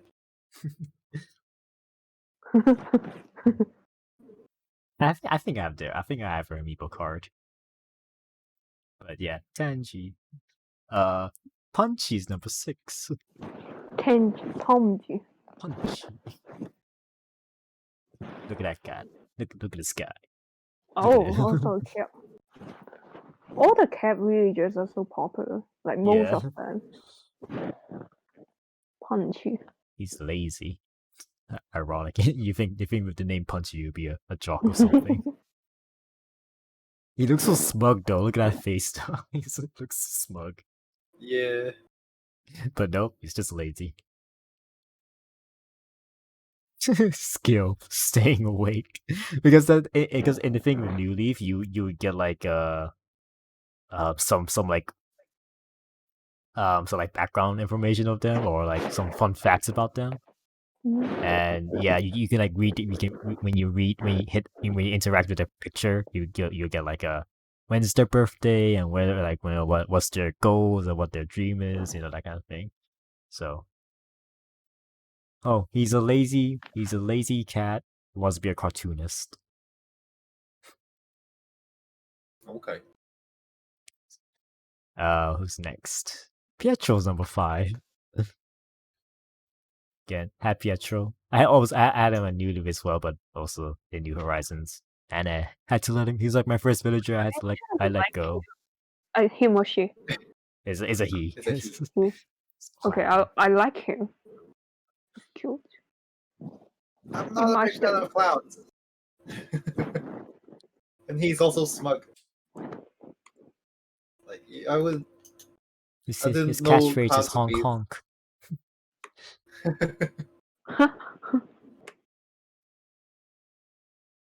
At least he's not saying honky. Let's move on. I don't like clowns. Now let's look at Pietro memes.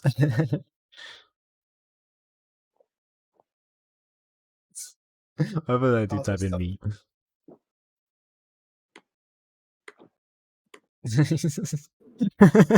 this is Ian.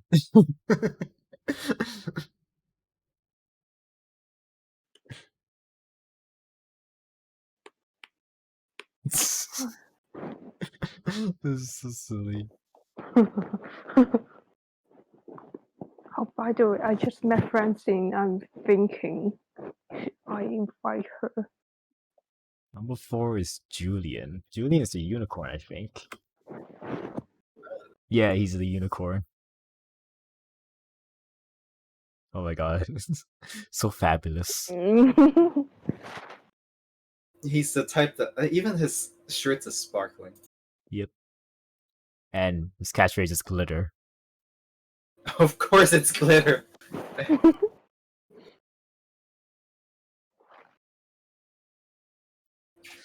Number 3 is Lolly. So cute. I love her. Yeah, like simple looking is Yeah. Number 2 is best. Molly. I also have Molly in New Leaf Town. Also Duck. another simple looking. Yeah, because she's normal. Again, the normal villagers being the most basic looking. Yep. But she's so cute. This duck. This duck. What is this? This is a picture of her with an orange on her head. So weird. And number one in tier 2 is Anka. So. Oh. Oh no! Let's not look at Google images for that. Oh god. Forgot I have safe search off.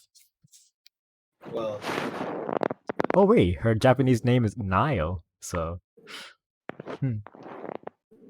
her German name is Naio? Cleo. Cleo because Cleopatra.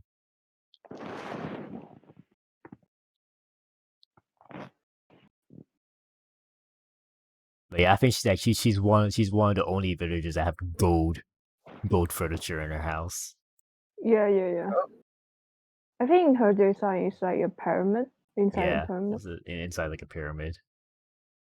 She has a golden toilet. Even her. Yeah, I think I like her. I don't know. New Leaf one was like that. Just some sphinx and pyramids and throne and their well, whatever we call the thing we put the mummies in. sarcophagus? Sarcophagus? Sarcophagus. Yeah. Yeah. But She's yeah, cool that's though. tier 2. I don't know if we want to look at all like all of the tiers, but you Let's I guess not, like we're gonna go through till dinner time if we go. We can go for tier 3. Tier 3. Oh, wait, well, I want to take a quick pick of tier 6. Who are the worst? No one Okay, wants. okay, Often let's jump to- giveaways. Tier okay, 6 let's- is often giveaways. Let's Okay. just skim through, see what the noteworthy ones are. Oh god. I feel so bad for these guys. I know. It's like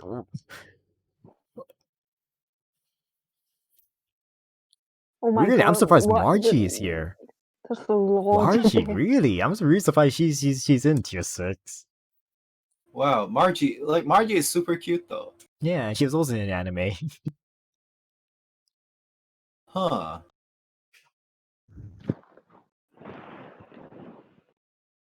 I wonder Margie, why. really? Why?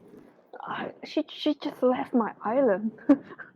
Wait, isn't Megan one of the new ones? Wow, she's one of the only she's one of the only new villagers that isn't popular. Well, I mean, she does kind of look creepy with those She looks eyes. suspicious. Yeah. Yep, she looks like something that would murder you in your sleep. Let's see.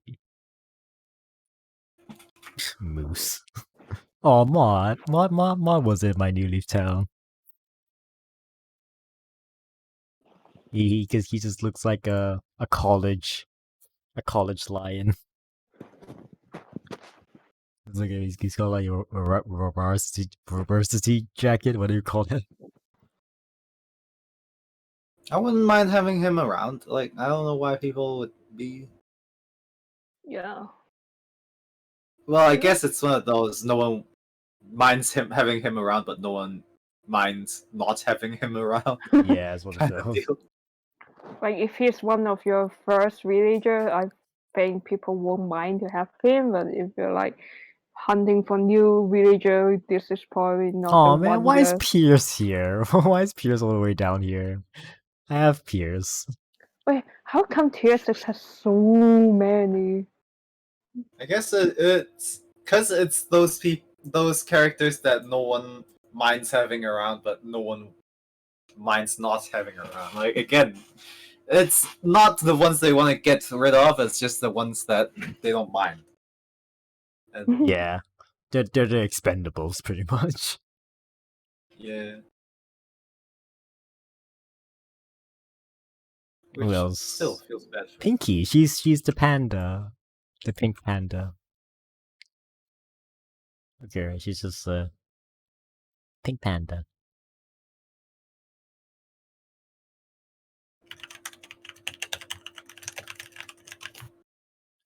Oh, her house is cute. Look at her. Look at her house. Very traditional.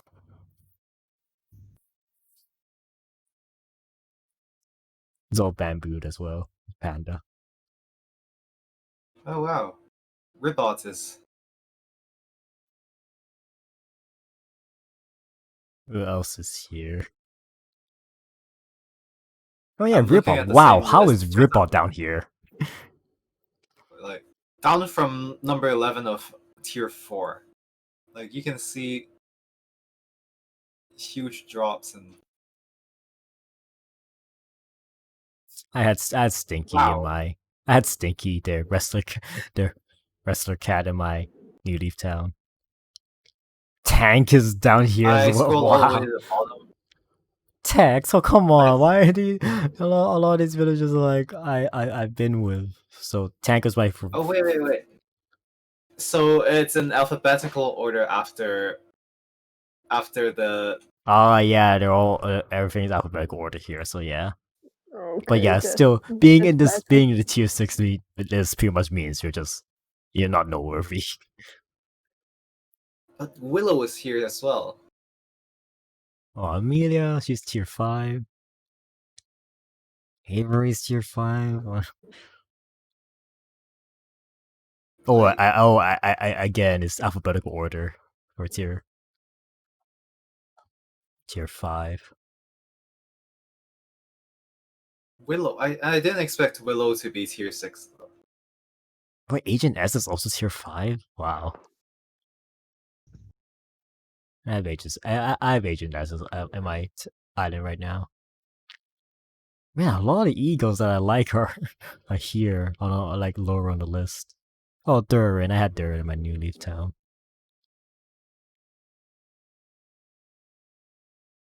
How was Hopper down here? Man, again, popularity contest is so weird. Yeah, right. I seriously didn't expect Coco to be. Well, actually, I should have expected Coco to be extremely popular. Oh, Freya. She's.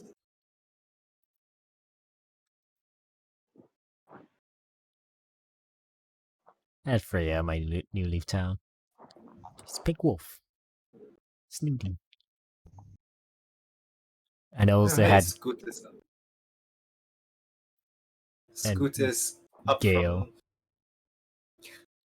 Actually, Scoot is tier how would you say this name? Like Gale. Yeah, Gale. Gale? But it's a her, isn't it? Yeah, it's a Gale she. is a she. It's Gale though, yeah. Because is it Gaily or or Gale? I think it's Gale. And where did that name come from?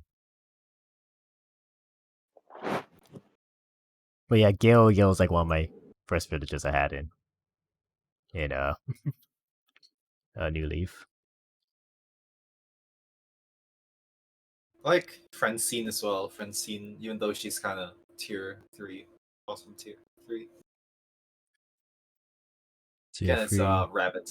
Oh, Flurry. Flurry's up here. I love Flurry. Cookie. Yeah, I was that Cookie. Oh, sorry, Francine is bottom tier 4. But I like Francine. Francine is also. Aurora. Scoot. Zip Zoom. Oh, Pashmina's up here as well. Huh.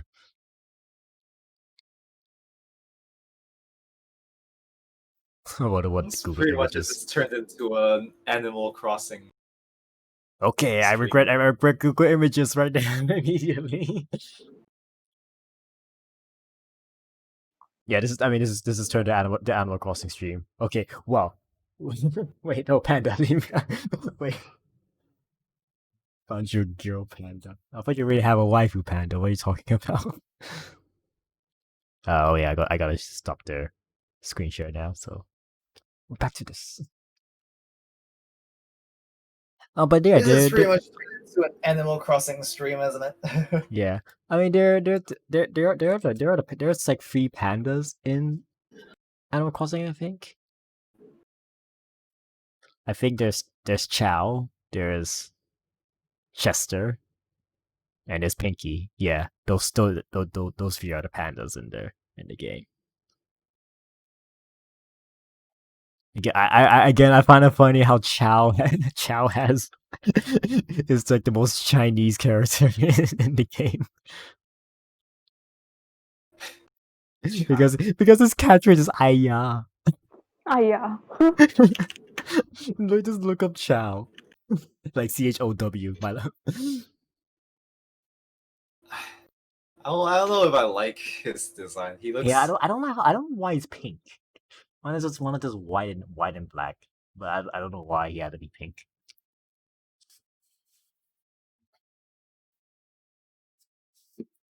But in yeah, the his low house poly versions, his house is just bamboo furniture. Is again panda. he looks like an old man. Yeah, it might be creepy Asian old man. Yeah, But Chester, maybe that's why he's cranky. Chester is the hub panda.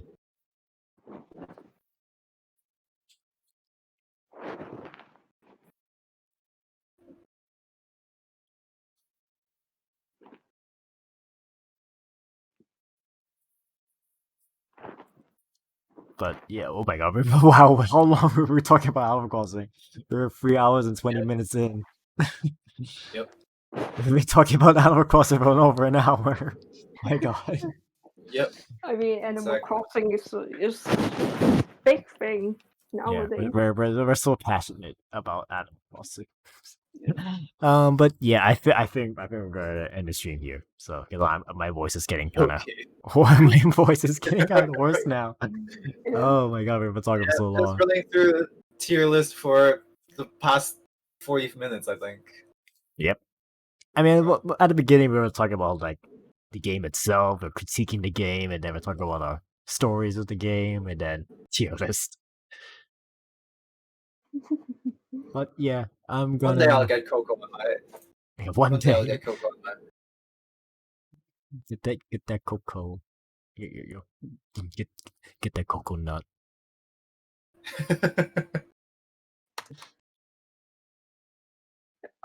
Meanwhile, I'm still doing the villager hunt. Oh, you've been doing that the whole time, right? Yeah, How many have it been so far? 60-ish. 60-ish? Yeah. Oh my god. I I think I found Ken like in I 10. met Dom twice, and then like I actually met most of the character we just talked about, except the first tire, so-called the first tire animal. But yeah, I'm still hunting for cat villager and Ken the chicken. Once I met any one of this character, I just stopped. Oh man. Again, I hope you don't have luck as some streamers again. 1,400 to Like, get to Judy. How is that possible? 1,000 times?